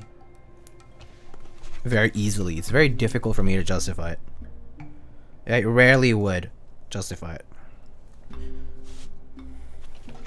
just because I don't really think the game is that challenging to require it. Yeah, weapon gacha is the worst. Yeah, I mean it's designed to be pretty bad, so yeah, that's how it just goes. Hey, get games that have weapon gachas and annoys the shit out of me. I mean, if it's a gacha, it's probably gonna have it, right? I mean, I guess there are some games that don't, but yeah, still, generally they do. They're gonna have a worse element of the gacha and a more friendly. I never had to swipe the card since I never lost a 50-50. Let me show you my stats right now. I'm gonna show you my stats. Oh, I'm so ready. So here are my stats. I have all these pulls. Let's take a close look at this right here. Wait, where is this? Wait, hold on. Oops. Right here, character event. Win 50-50 out of 29 5-star pulls. I have won 50-50 3 times. 3 times. My luckiness is the bottom 8%. I am less lucky than 92% of Paimon.moe users.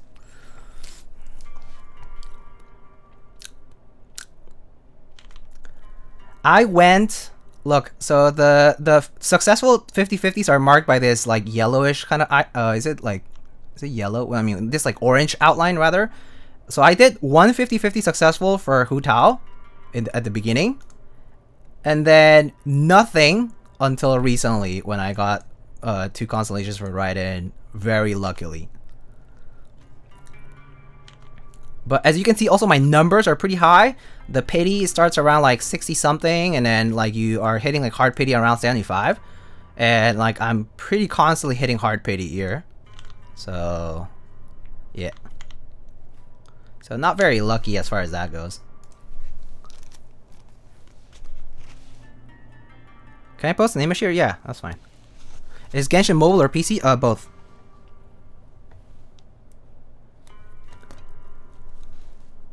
You gotta act cool so Genshin doesn't know you want it?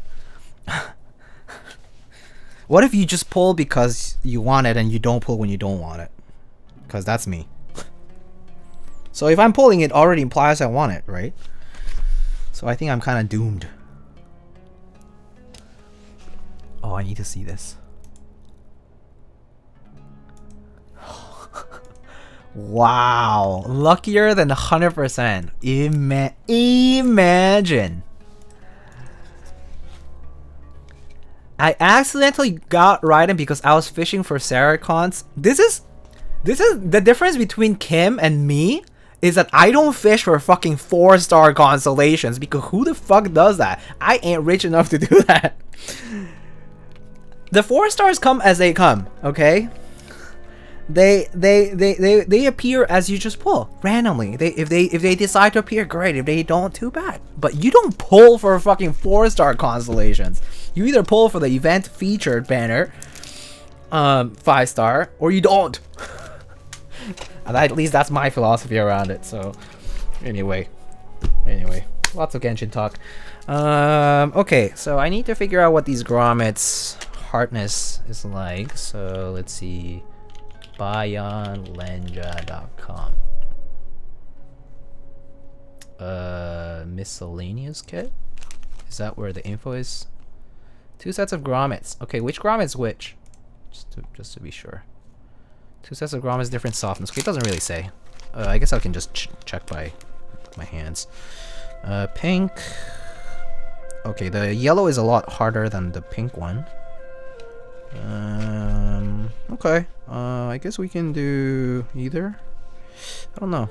Kind of feel like doing the harder grommets, to be honest. I think I'm gonna like it more, but we'll see.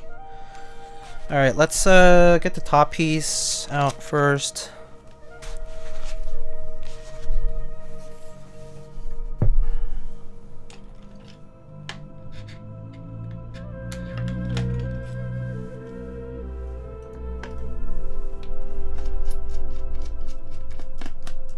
I'm already poor after spending on keyboard stuff. Yeah, that too. Like, if I already have a hobby where I'm spending money on things, I don't need to spend it on the game too.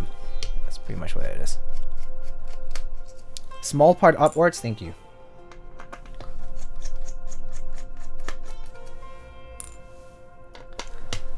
Also, what did Soren say? I've literally pulled for C6 Ningguang and Beidou. Oh my god.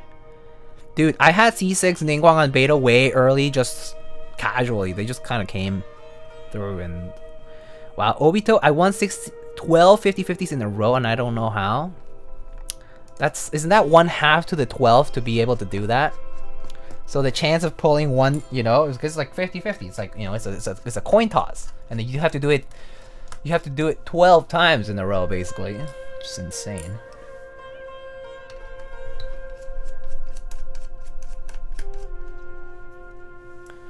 I can probably say I've never bought any in-game items in my life. Wow. I can't say that's true for me. But that said, there was a time I bought in-game items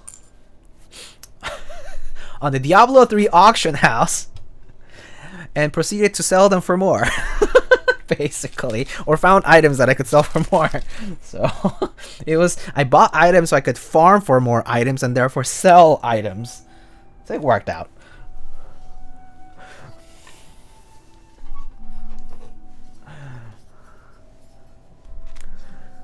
Okay, so that's the bias here. Let me get the grommets on the thingy. So small part up. I'm assuming like that. Wait, is the semicircular part? Yeah. Okay, that's probably how it should be. Okay. Yeah, real money auction house is wild. Yeah, I would sell like there are items I would sell for like what, $250? Was that the maximum? I forget what it was. This is crazy though. Reporting to CIA for RWT. Ah, boy. It's recently spent like 680 on Ripple TKL from Kanki-san. I don't think I have the facilities for swiping my card. Yeah, no, that's totally fair. I mean, you certainly shouldn't though. You know?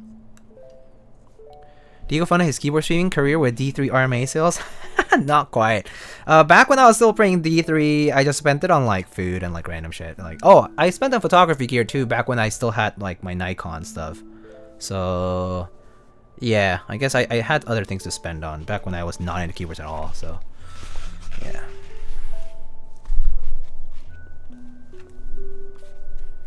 All right, there it is. So what do I just like place it like? I guess I can just put it on the bottom housing. Oh, let me get the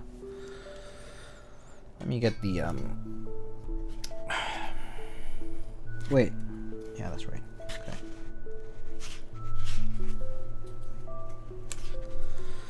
Let me get the daughter board and the daughter board thingies. Do you ever see yourself slowing down with keyboard purchases specifically, Diego? Resin aside, I mean, I already am slowing down. Yeah. I already have slowed down a decent bit, like the numbers. So I know some people refuse to keep track of their purchases, but I keep track of my purchases down to the penny. So I know exactly how much I spent the whole time I've been in keyboards. And actually, this applies to literally every single one of my hobbies. And actually, I track all my expenses, period. And so I know just from the data that I've slowed down. Yeah, so I've slowed down a lot.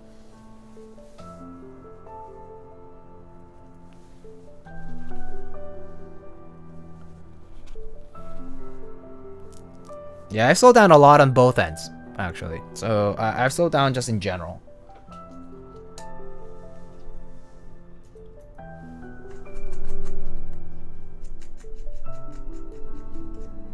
I mean, it's been nice, honestly, to slow down.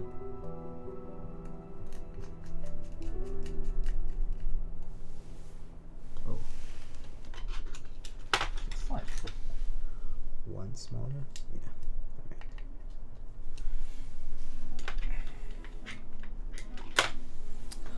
Yeah. Alright, that's that. Need a high-res Ron and Nono JD cam instead?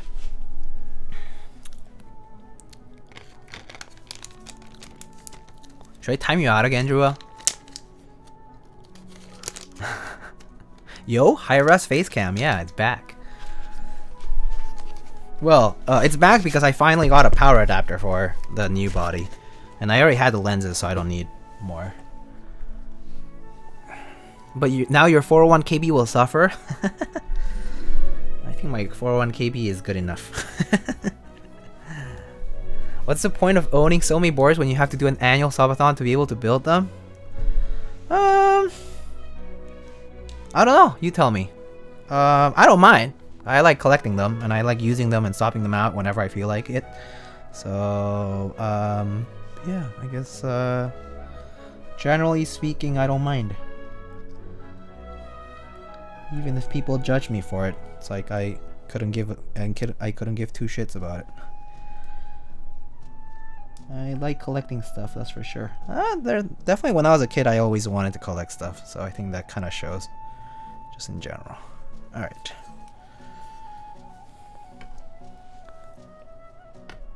What board do you use at work? So at work, I've taken my Jane V2 to work for a bit, and then I switched to Topre, and right now I think I'm using a rebuilt. I think I'm using a rebuilt Leopold right now.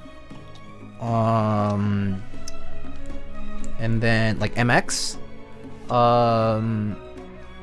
And then I was thinking of maybe switching over to a rebuilt 980M, but I'm debating it. I don't know. I've switched back and forth. HKB, taken my Real Force. I've taken my Jane. I've taken my Unicorn. I've taken my Juby before. Yeah, I kind of swapped them out depending. Brought a Jane to work. Yeah, I don't mind. My coworkers are pretty chill, and they honestly nobody really cares. So yeah, nobody cares. And like our like building part is like locked, so like there's just no way that anything would happen. Do you prefer browns on Alu or browns on PC for O-ring? Oh, I prefer, I would say polycarb. Polycarb for browns are pretty nice. Or carbon fiber. Carbon fiber with mixed browns, also super nice.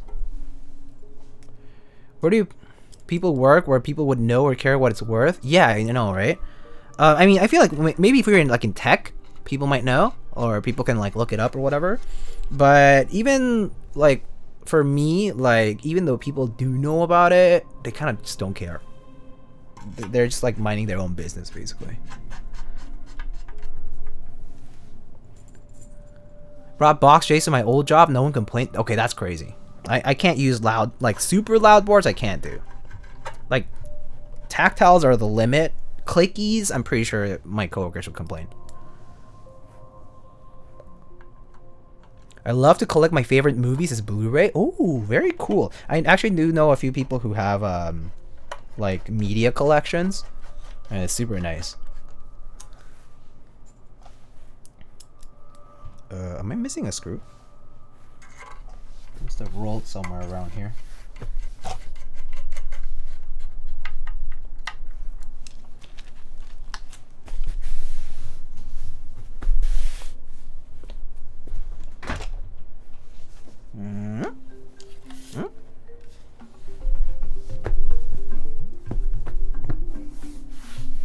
Where's the 8th screw?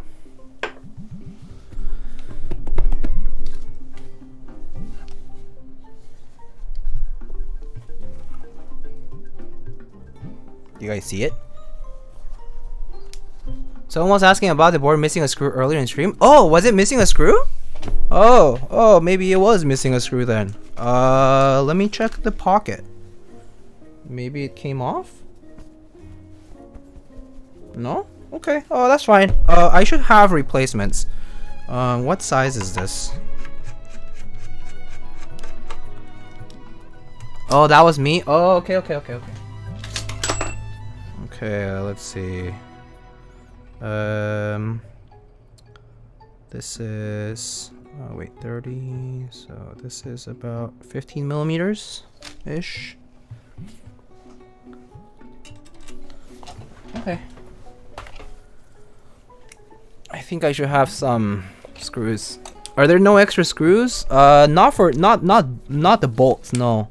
Not the main case bolts. I have There's extra daughter board screws, but there's no extra case bolts. There's only 7 out of 8 of the 8 bolts for the case.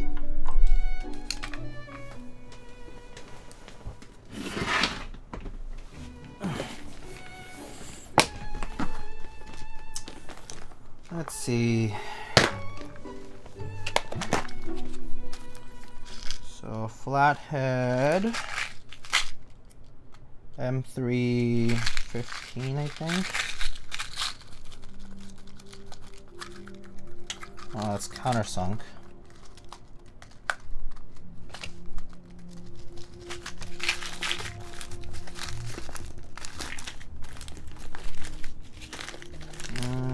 M3 times 8. M3 times. Oh, these are smaller.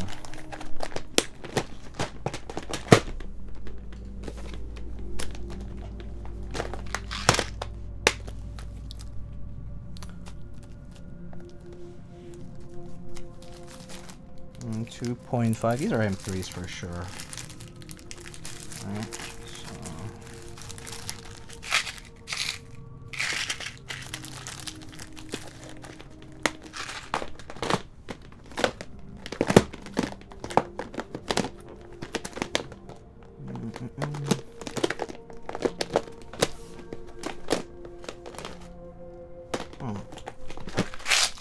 I think I have these darker ones too, but this wouldn't fit the color unless I replaced all of them, right? Like these guys, but this I have like the black ones. But let me see if I have a silver one with the right size. I mean, to be honest, I could just use these other guys here. Oh, this should work. Okay. Perfect. This should work.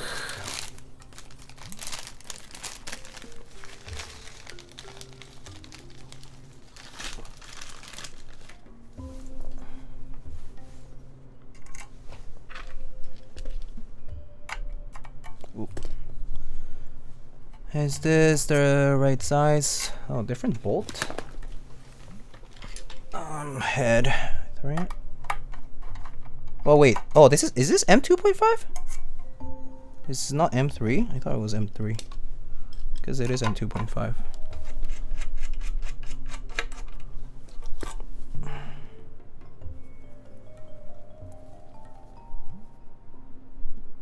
Oh, yeah, M2.5. Whoopsie. No wonder.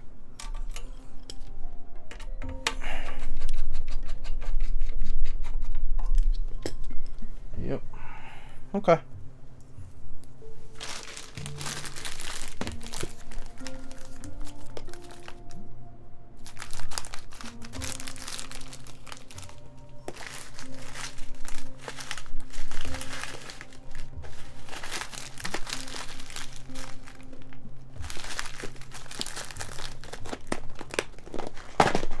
So many people using 2.5 now. I mean, I would personally suggest buying like screws of both M2.5 and M3 of different lengths. Probably like maybe like even numbered lengths I think are usually fine. Usually should be enough, but I guess your mileage may vary with that. 8 millimeters. Okay, this one should do then.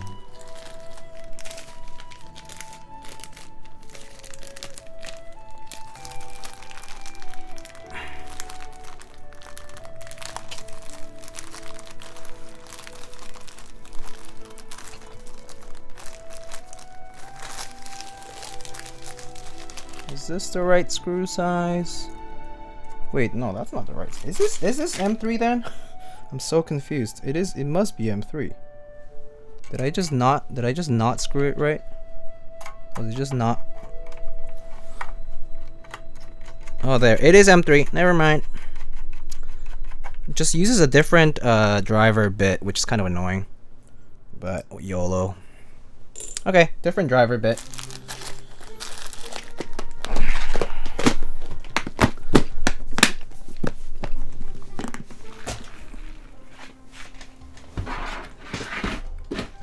Yeah, so this one uses this driver bit, this big one, and this one uses the small one. Kind of annoying that it's different, but it's still M3, so it's fine. Oh, Aussie Keycaps with the Prime, thank you. How are you doing?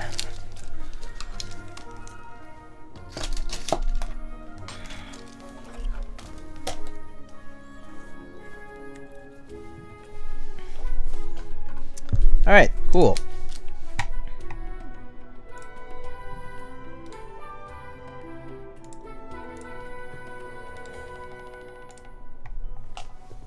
Alright.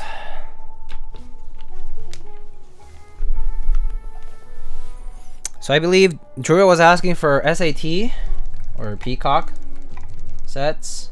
You can do that. Need to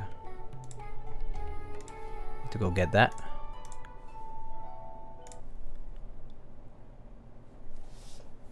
Okay, let's see here.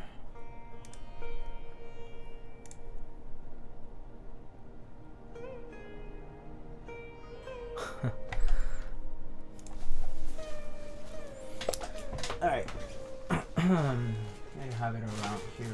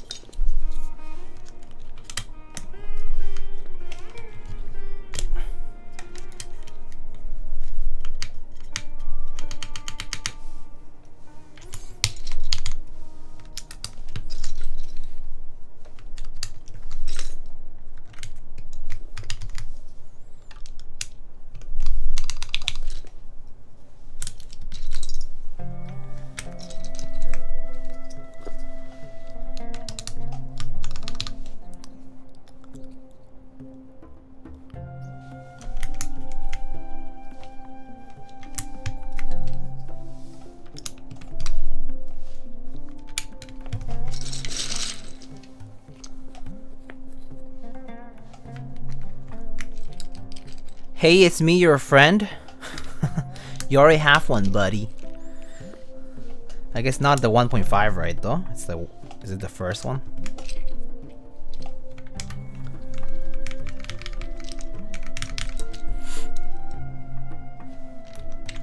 Or is it 1.5? The direct Gary and 1.5 is very hot. Oh, I see. Do you have any RGB blanks for the top right nav column? You mean here? Yeah, I should have some blanks.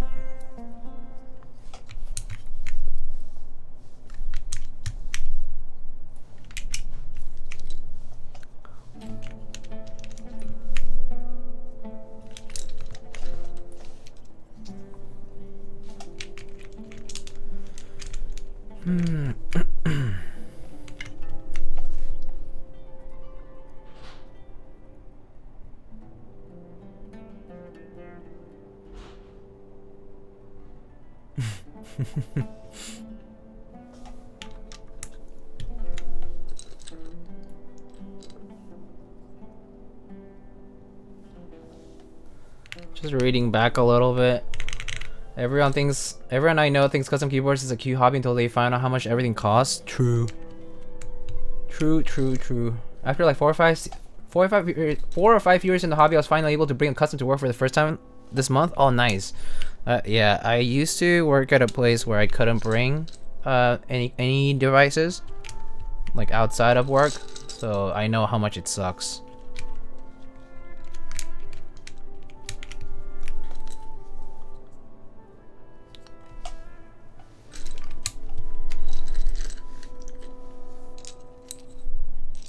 How many boards are you in your swap out rotation? Too many. Dio, can you use your TCV3 next stream? If I remember. Sure, LFK. Remind me, I guess. I'd be scared to bring a Jane to work. I'm fine with it. It was fine. Just going back on the chat.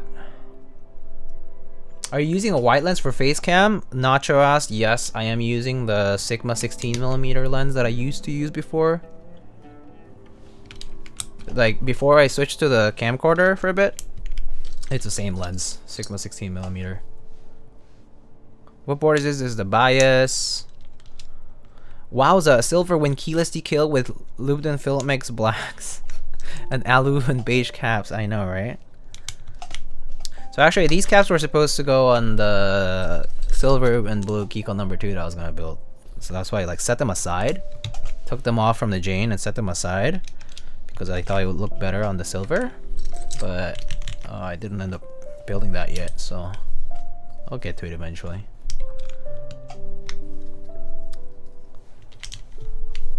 Which keycaps are this?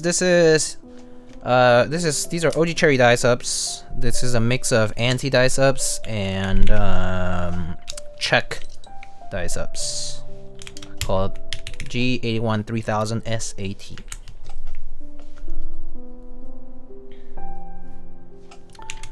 Tracking is the best way to keep it reasonable. Yep, that's pretty much how I've kept the hobby. I mean, I wouldn't be in the hobby right now if I hadn't kept track of my expenses so far.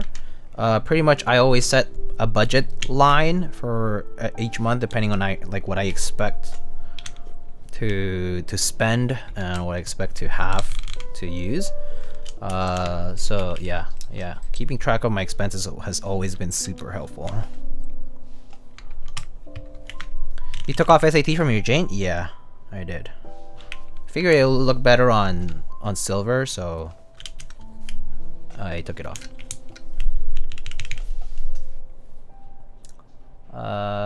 Okay, Soran left. Anyone pulling the next banner? Not sure. Oh, I didn't even know what the next banner is anymore.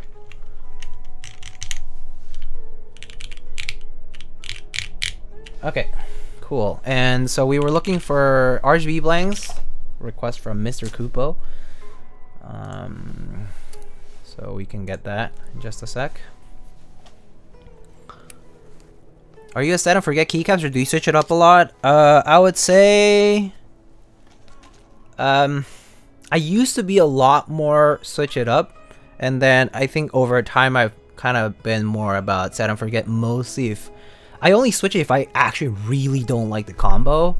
But if I do like the combo, I leave it for a while, and if it kind of feels old, then I switch it up. But it doesn't happen that quickly, I would say, so yeah. So blue blinks. Okay, I'll be right back. Go get those.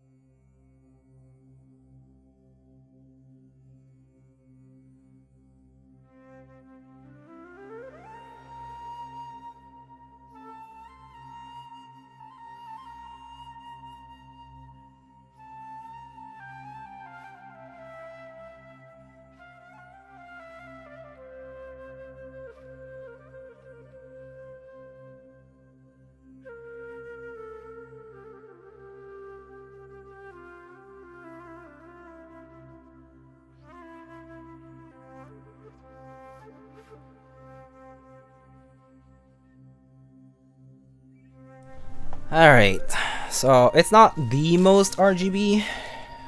It's like the light one from Quest, from Q. So I got these ones, Kupo, the light ones. I think they'll look good. They look even better on the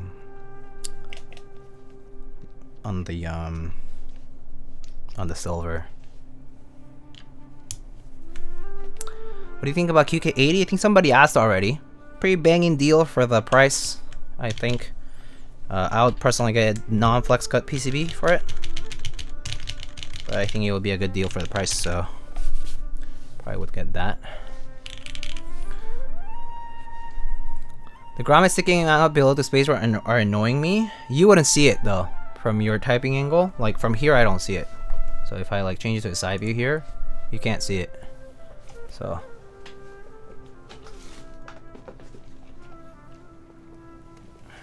Yeah, you wouldn't be looking at it from overhead, so you wouldn't see it.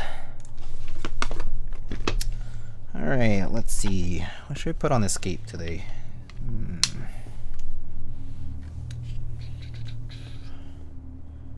You know...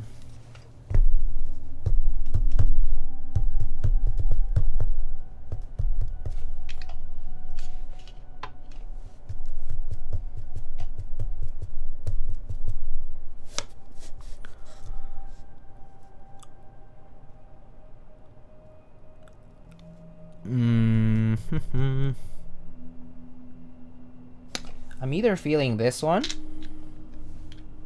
just because it's kind of colorful and different, or I also really like the Goon Blank.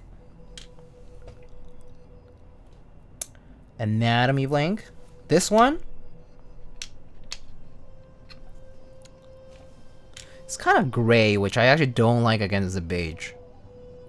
So I'm kind of against the Anatomy Blank, personally. I think I'm gonna go with the Goon Blank, yeah.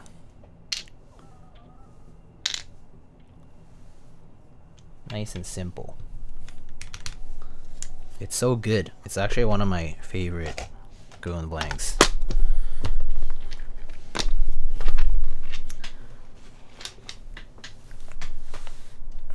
Who makes those anyway?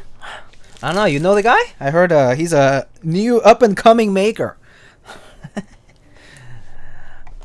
Chad. Never gone into Artisans? Yeah, don't get into it.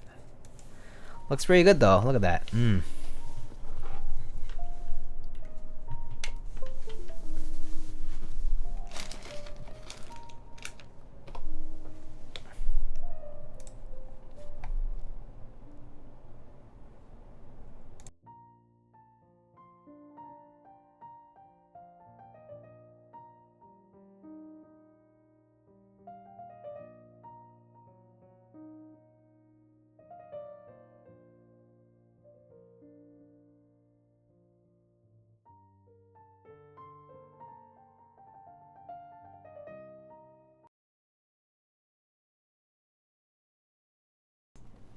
Alright.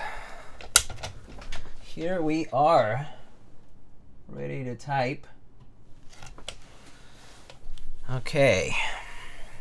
So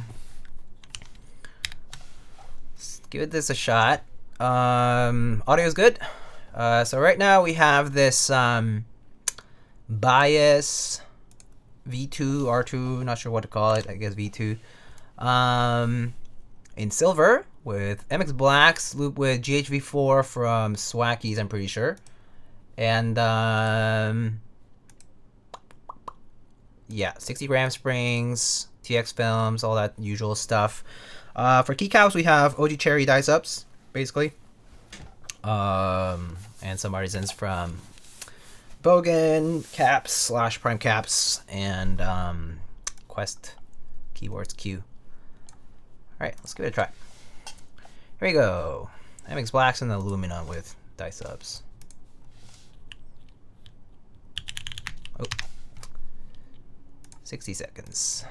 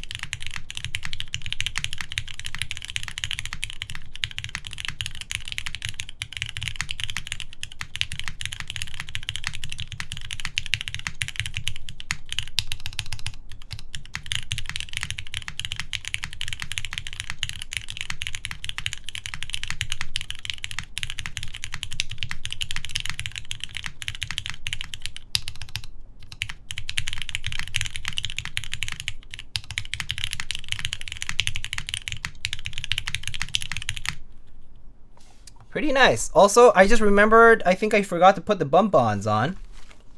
So let me look for them. Where's my bump-ons?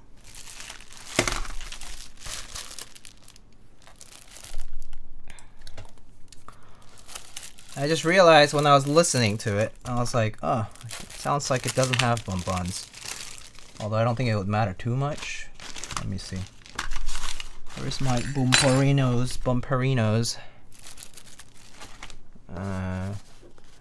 I'll just grab some extra bump-ons from the bump-on stash.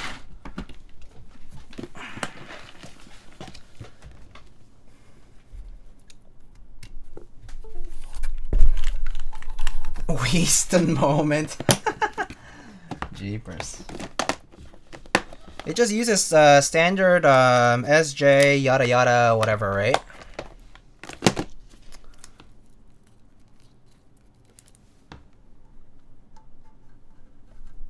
Yep, perfect fit.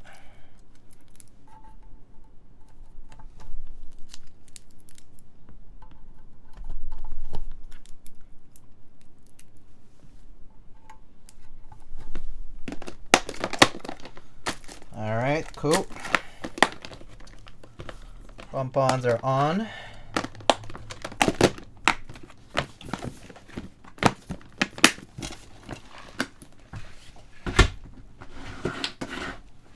Alright, let's give it a try again. Though I don't think it's gonna make a difference. A big difference because we do have a desk mat today. And desk mats do tend to have that kind of sinking part to it, so I don't think it's gonna make a huge difference, but we can give it a shot anyway.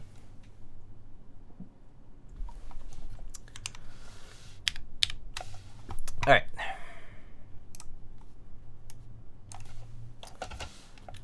Give it a try. Alright, here we go again. This time with bump-ons. These have the harder grommets, the yellow grommets instead of the pink ones. So, here we go.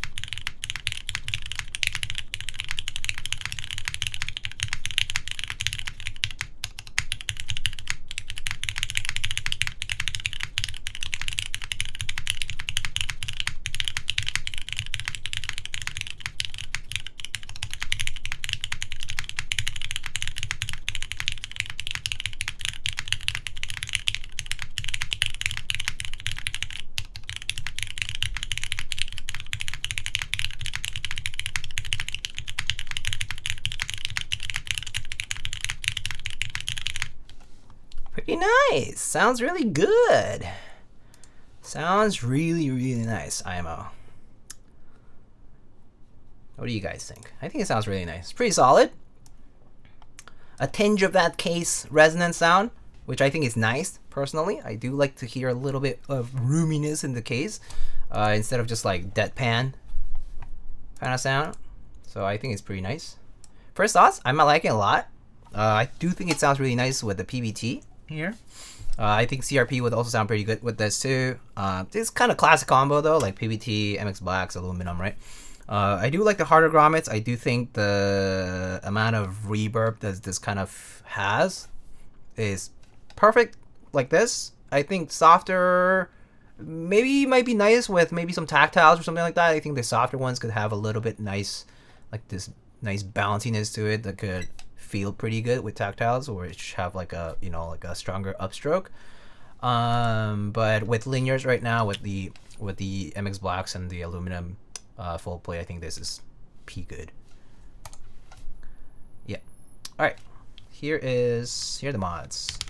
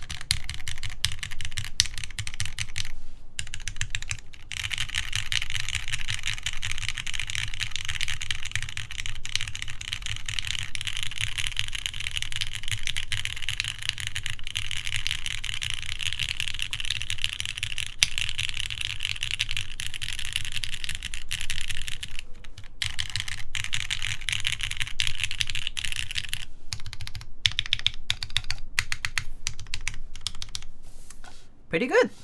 Yeah, definitely has a little bit of that bounce to it. You can kind of see it. I'm gonna try to like push down on the dust mat at the same time so that it's like, so you can see that there is a decent bit of flex there. It's not very prominent. I would not say it's very prominent. I think this is pretty, like, it's not like crazy. If you're typing in the middle especially, where it should be more noticeable. And I'm kind of pressing it pretty hard. So like in normal typing, I think it's pretty moderate. The F1 from yesterday was definitely more bouncy. Not yesterday, I guess 2 days ago. Yeah, the F1 was definitely bouncier than this. Yeah, I think maybe using the soft grommets might be closer to the F1. But the F1 definitely felt softer, in my opinion. It's compatible with other McMaster grommets? Yeah. I heard of that before.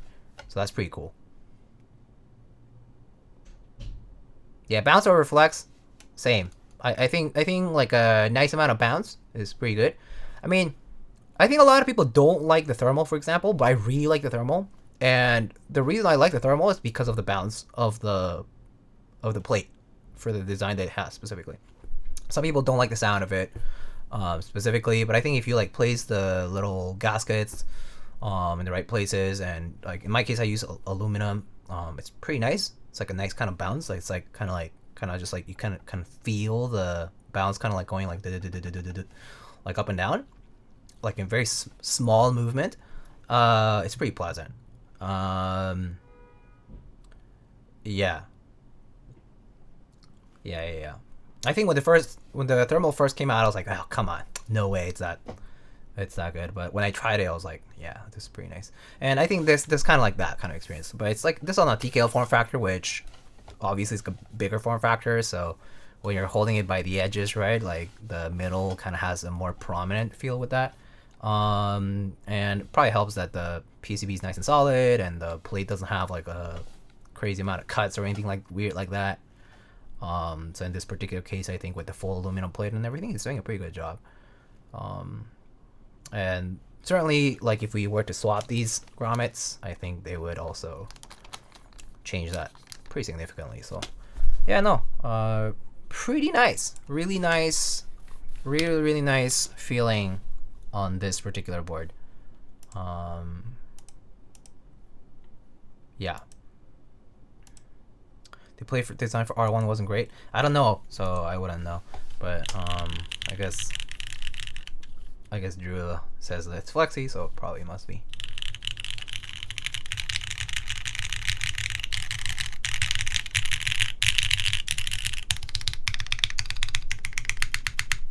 I think it sounds great though. Really nice sounding build here. Pretty classic, you know, kind of cookie cutter, but it's really nice. Let's see. Are MX Blast my favorite? Yeah, for when it comes to linears, for sure, by far. And tactiles, I personally like MX Browns the most, followed by MX Clears, and then other stuff. And then for MX Toper, I actually do prefer Toper over MX Clears, but that's just me. The broken in Browns sound better? Not always. Sometimes they can have a lot of the leaf noise, and it can be pretty unpleasant. If you loop them properly, I think you can get rid of that. But broken in is nice because it is very smooth. Relative to stock, I think it does help a lot, or quite significantly at least. Significant enough that you can justify doing it. But I personally can't bother because I don't have a breaking machine, and otherwise I would have to purchase it. Which for me, like, how much do they cost? Like the R&D KBD ones cost quite a bit, right, to break in. I personally can't justify the cost, or at least I don't really care enough about it to do that. So I personally am okay with just getting the regular MX Browns from like a store right now, like the Hyperglide, whatever, you know, MX Browns, and then just lubing those. Spring swap, film, lube, more than enough. Yeah.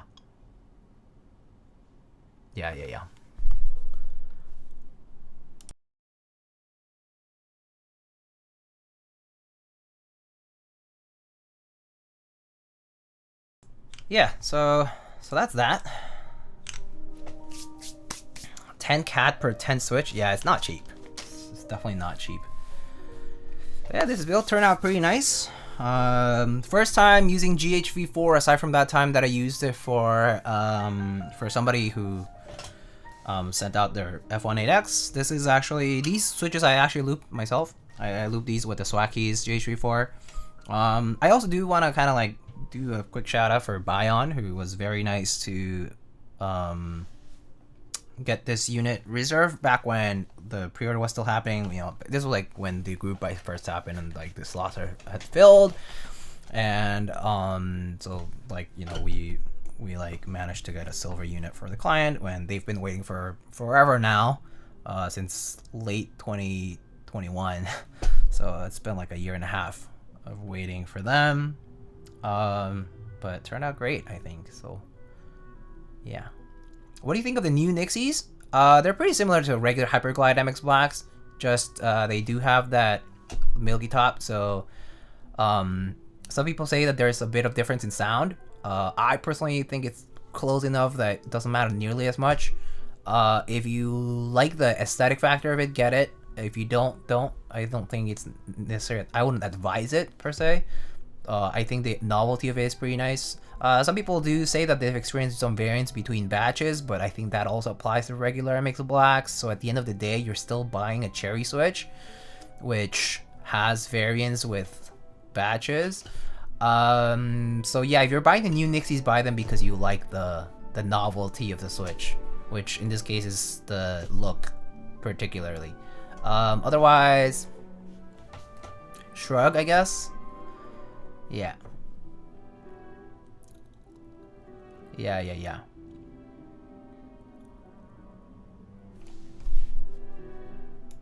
Have you tried them personally? Yeah, so I got a batch right like when the pre-order was happening. I tried those and reviewed those back in the first round.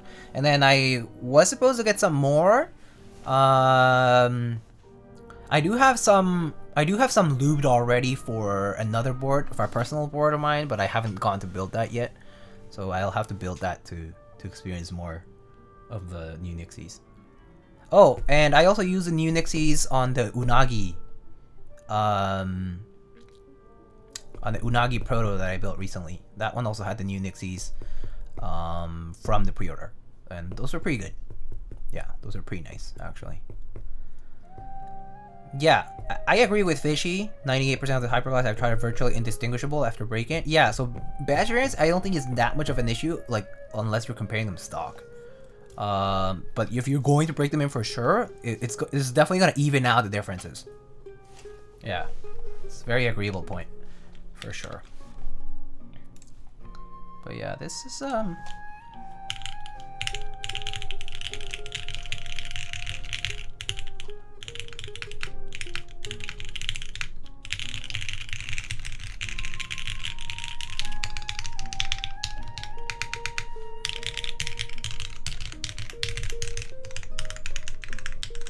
yeah, no, really like how it sounds.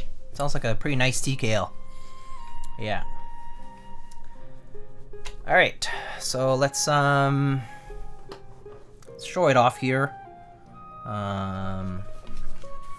So let's see, is this right there?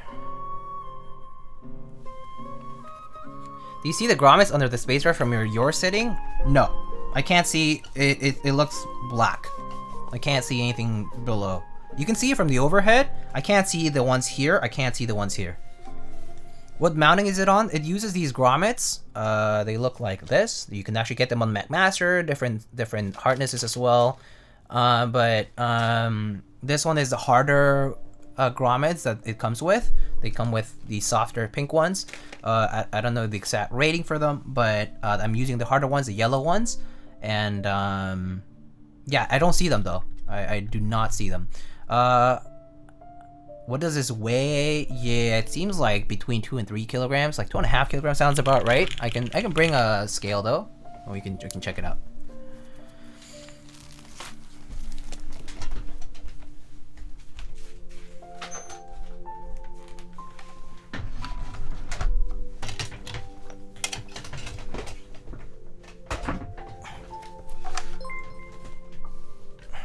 420 stupid loud. Thanks for the prime sub. Appreciate that. Alright, so let's weigh it here. Zero it out. So this weighs basically 5 pounds, which in kilograms is going to be 2.2 kilograms. So actually under 2.5 kilograms. So yeah, 2.2 kilograms. Decent heft. Not crazy heavy either, I would say. It's pretty nice. Yeah. That's about 20 Big Macs. I didn't know that that was what 20 Big Macs weighed, but cool story, I guess. Good to know. Yeah, it's a nice weight. It's a pretty moderate weight. Not too heavy, not too light. That's how it feels. How does it compare to pour-on gasket and regular top mount? So, I personally think pour-on gasket experiences vary a lot between boards. But for example, I think the typing is maybe a little less stiff than when you're using like a key cult number 1 or number 2 with the flex cuts with the leaf spring plates, right? Those can actually feel pretty decently softer. They don't have a bounce to them. Like this one does have a little bit of that bounce to it. Like it's like the Reaper, like the little shaking that you can feel when you bottom out. I would say the Keycaps don't have that as much. But softness wise, like the amount of like the amount of force that you feel on the return, really, or like the kind of hardness that you feel when you bottom out is not nearly as, it's about the same, I would say, like with these yellow grommets right now. However, I would say that for these yellow grommets, it feels a little bit closer to top mount because they are on the stiffer side. But I do think the nice part is how you can still feel a little bit of that bottom out kind of like bounciness. I would say this is not soft. I would not call it soft. I would just call it stiff, like relatively stiff. Like for aluminum plate, I think it's just pretty normal, with a bit of that softness that comes at the bottom out when you because of the way the grommets are mounted. So it's hard to put it in words, but that's kind of like how I would say it. It's stiff and bouncy, yeah. Like it's not soft to the point where you like can press down and you can feel this whole plate move, you know? It's definitely not that. You actually feel the softness when you're typing away, and you feel that like little bounciness. And I think it's nice and subtle, and it's pretty nice. And that actually is the case for a lot of like pour-on gasket mount ones. When they're done right, they can feel like that too. Like I think the Keycaps kind of do feel like that. Especially like with some of the softer plates or the ones with the cuts and stuff too. Although I would say that you can actually change a little bit of how that feels with the Keycaps, because you do have to compress quite a bit on the screws. I found it's kind of nice sometimes to loosen just slightly and then finger tight again, just to kind of like balance it all out on all of the surrounding screws. Instead of like, so a lot of people will just take their board, they'll flip it around, and they'll take the screwdriver and they will basically torque it all the way, because what they see when they torque it all the way is how the seams kind of put, they get stuck together, right? Like you can see the seams join in, and it's like, oh, it's nice and flush. But what I like to do when it feels too stiff, if I did that, is I'll grab my screwdriver and I'll actually loosen it again, and then just about finger tight, and then do that for all of the screws, and then kind of evens it out a little better, and it doesn't feel nearly as stiff as it did in the beginning. It helps with the sound too sometimes, yeah. What's this? Oh, very nice. Nice picture. Anyway, very cool. Yeah, this bottom's very hot for sure. Yeah. A pretty nice board though. Pretty nice board. Yeah, shock absorption technology. Yeah, I mean, well, that's what gaskets do in general, right? Yeah. Alright, so let me show you the board itself here. Just up close. Here's a bias engraving. It's not very deep of an engraving. The engraving kind of does blend in with very harsh light.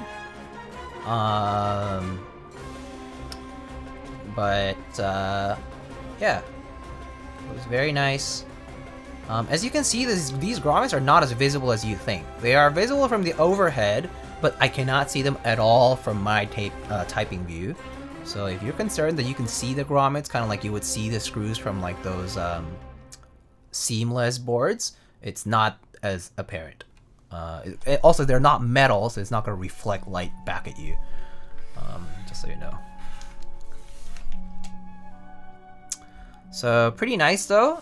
It does have a little bit of that 3D kind of like taper here, as you can see, that faint line, which basically means that the sides are not perfectly flat, right? So you can see how it's not perfectly flat. It has a slight slant towards the inner part at the top, so you can see how it goes straight vertical and then it goes like that a little bit. So it has that 3D taper there. Very nice side, subtle. And then yeah, that goes throughout the entire board. If you notice, that little taper is in the entire board, from the front, on the sides, and then not the back. It ends at the sides. So it's 3 of the 4 facets of the board have it. The back has the Baion logo there. There is a very intentional seam that runs the back. There is our USB port, nice and tight. It does fit Lindy, as you can see, which is pretty cool. There's our screws and our bottom weight. Nice and colorful, reflective.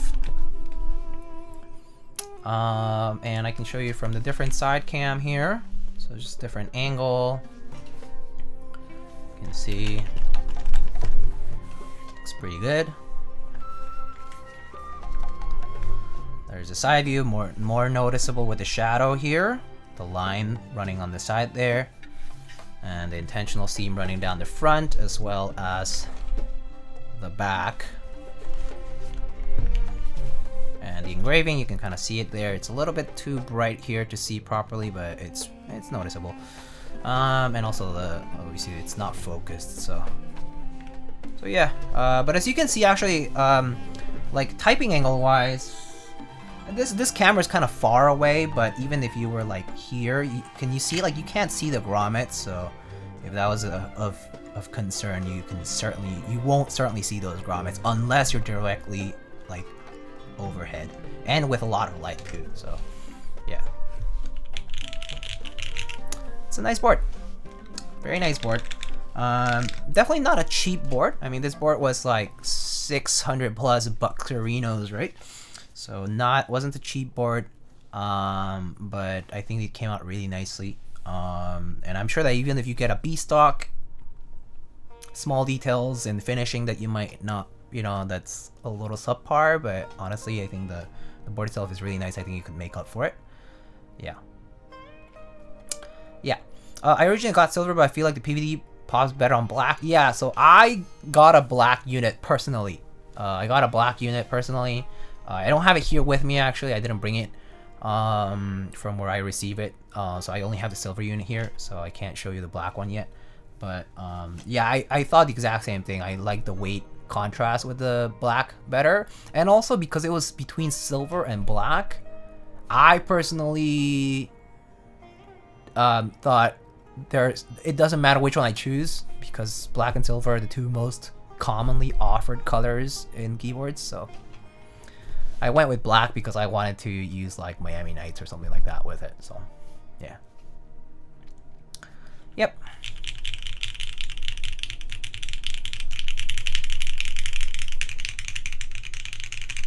Pretty nice board though. Very much like it. I think I enjoy it quite a bit. This definitely would be a board that I would keep and use. Gonna plug it in here, and we're gonna make a little, just does seem a little bit bright.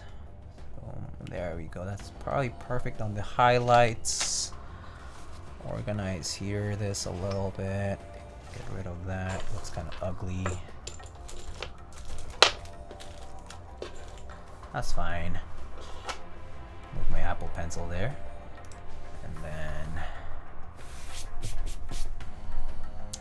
And there is our little thumbnail.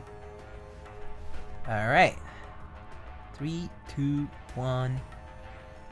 Boom. All right. Perfect. Oh, I don't know why the banner is doubled up there, but whatever.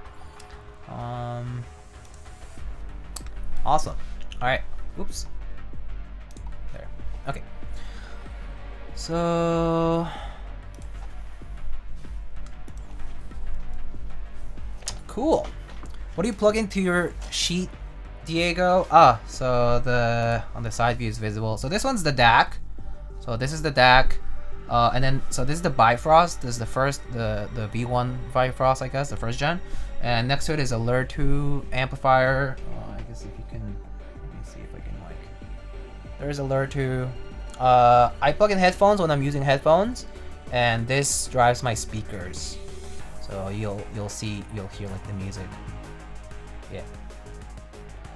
But yeah, so it drives my speakers, and I also use it if I plug in headphones, and it's just headphones. Oh, was curious which headphones you use? I have a few. Right now I'm primarily using the Audeze LCD2s. These are the pre-phaser ones. So yeah, I'm using these two in particular. I also have some Fostex,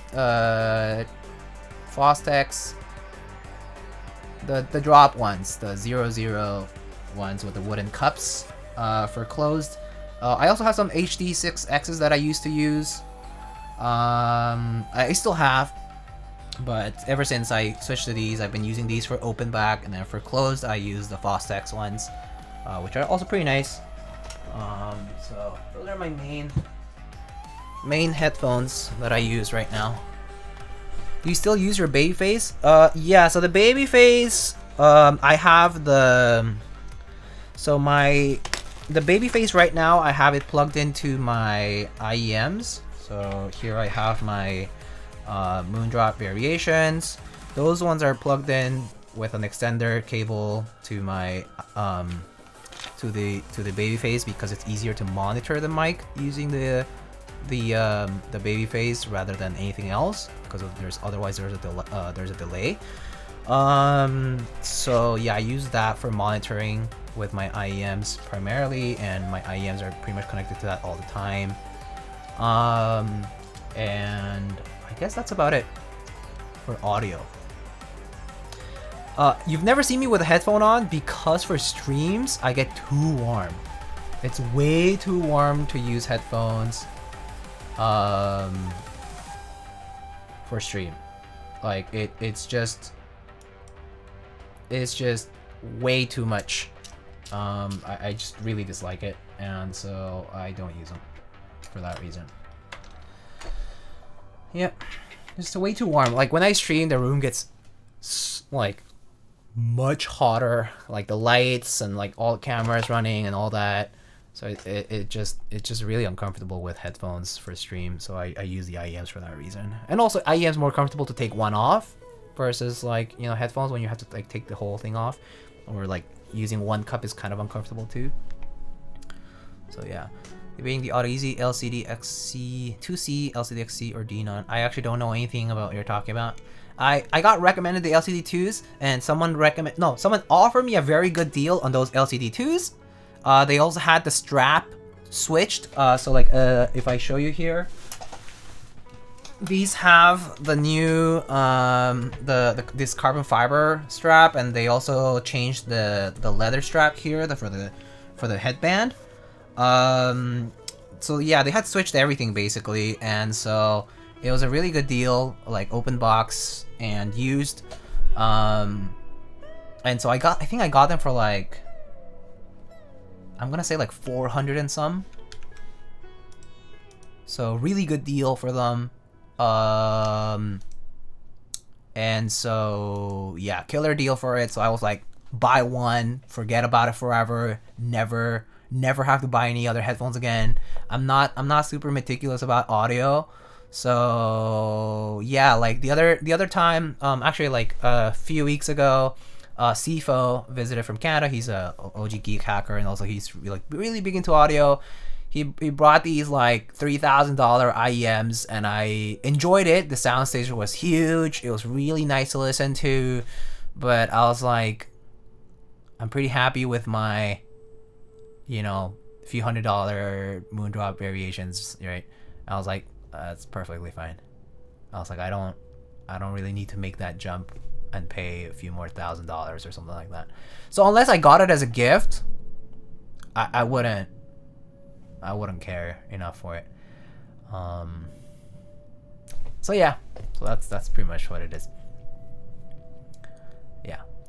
Yeah, the carbon strap alone is super expensive, is what I heard too. If they get too hot, you should totally try the Deconi velour pads. Yeah. So actually, these are fine for me to use. I turn off the studio light when I'm just like working and stuff. Like the studio light is so bright, and so it gets really hot with everything on. But if I'm not streaming, it's not that bad. Yeah, it's just because I'm streaming, I can't use the headphones while I'm streaming. Honda money can't pay for some new audio gear. I wish. I wish there was a big payment like that. a big fat paycheck. I wish. My issue with the Odyssey is that it's an 800 retail headphone and the ear pads are glued. That's fair. That keyboard looks amazing. Yeah, it looks really nice, right? Yeah, I think it came out really well. Alright, I think I've extended the stream a little bit more than usual, but this actually turned out super nice. Really pleased with the board, really pleased with the build. I think it sounds great. Take my usual pictures, you know, usual typing sounds and stuff. I know it's not very fun. I know I don't do nice and aesthetic shots because I don't have time and I'm lazy, but it's fine. I do it for documenting purposes primarily. I always think to myself, man, my pictures they're just boring. They're the same every time. So, but I know that. So yeah. Let's go ahead and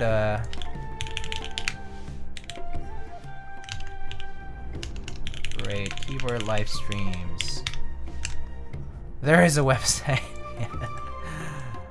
I forgot about the key light, that's why I don't sweat. Yeah, the key light's just, I mean, it's right here. Like, I don't know, how far is it? If I extend my hand with this 12-inch ruler, maybe it's like another 7 inches further, and I can touch the surface of the key light cover. So it's really close to me. It's relatively close to me. So it gets really warm. What the hell is a 12-inch ruler? You mean 30 Okay. Someone's not from the US, Boomerangaroo. Yeah, that's right. 30 centimeter ruler.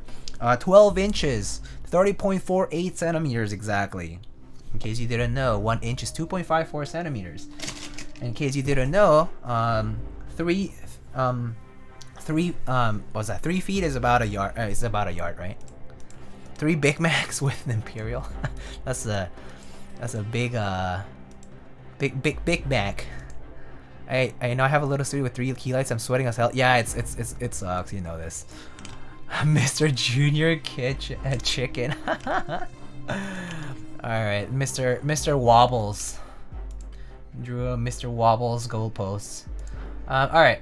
Mr. Wobbly goalpost rather. Alright, let's see. Mac Merlin streaming, Keep Noob is streaming, Aliagnifolia is building a 910ME in pink, very nice. I see. I think that's about it for keyboards today. So Ray Jackie? Okay, you can go Ray Jackie, yeah. Your ruler doesn't follow the DIN 874-11973-08. Do you sell the keyboards on your website? No, my website is primarily for bookkeeping. So it's like a gallery for you to browse what I've built before. It's mostly for me to have a reference of work that I've done in the past. So most of those builds are already long gone. I mean, this board will be going to its owner within the next few days at most. Probably like within the next couple of days it'll be gone. So no, they're not my boards, so I don't really sell them. Yeah. All right. Let's raid Heliacnifolia. Is music way too intense? Sorry. It's just been playing, so that's why.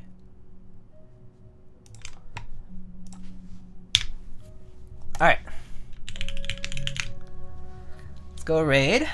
Lightning raid.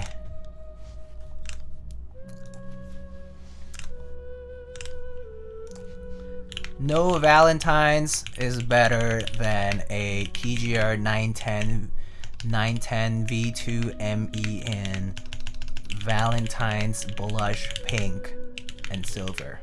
Meowgo heart. No Valentine.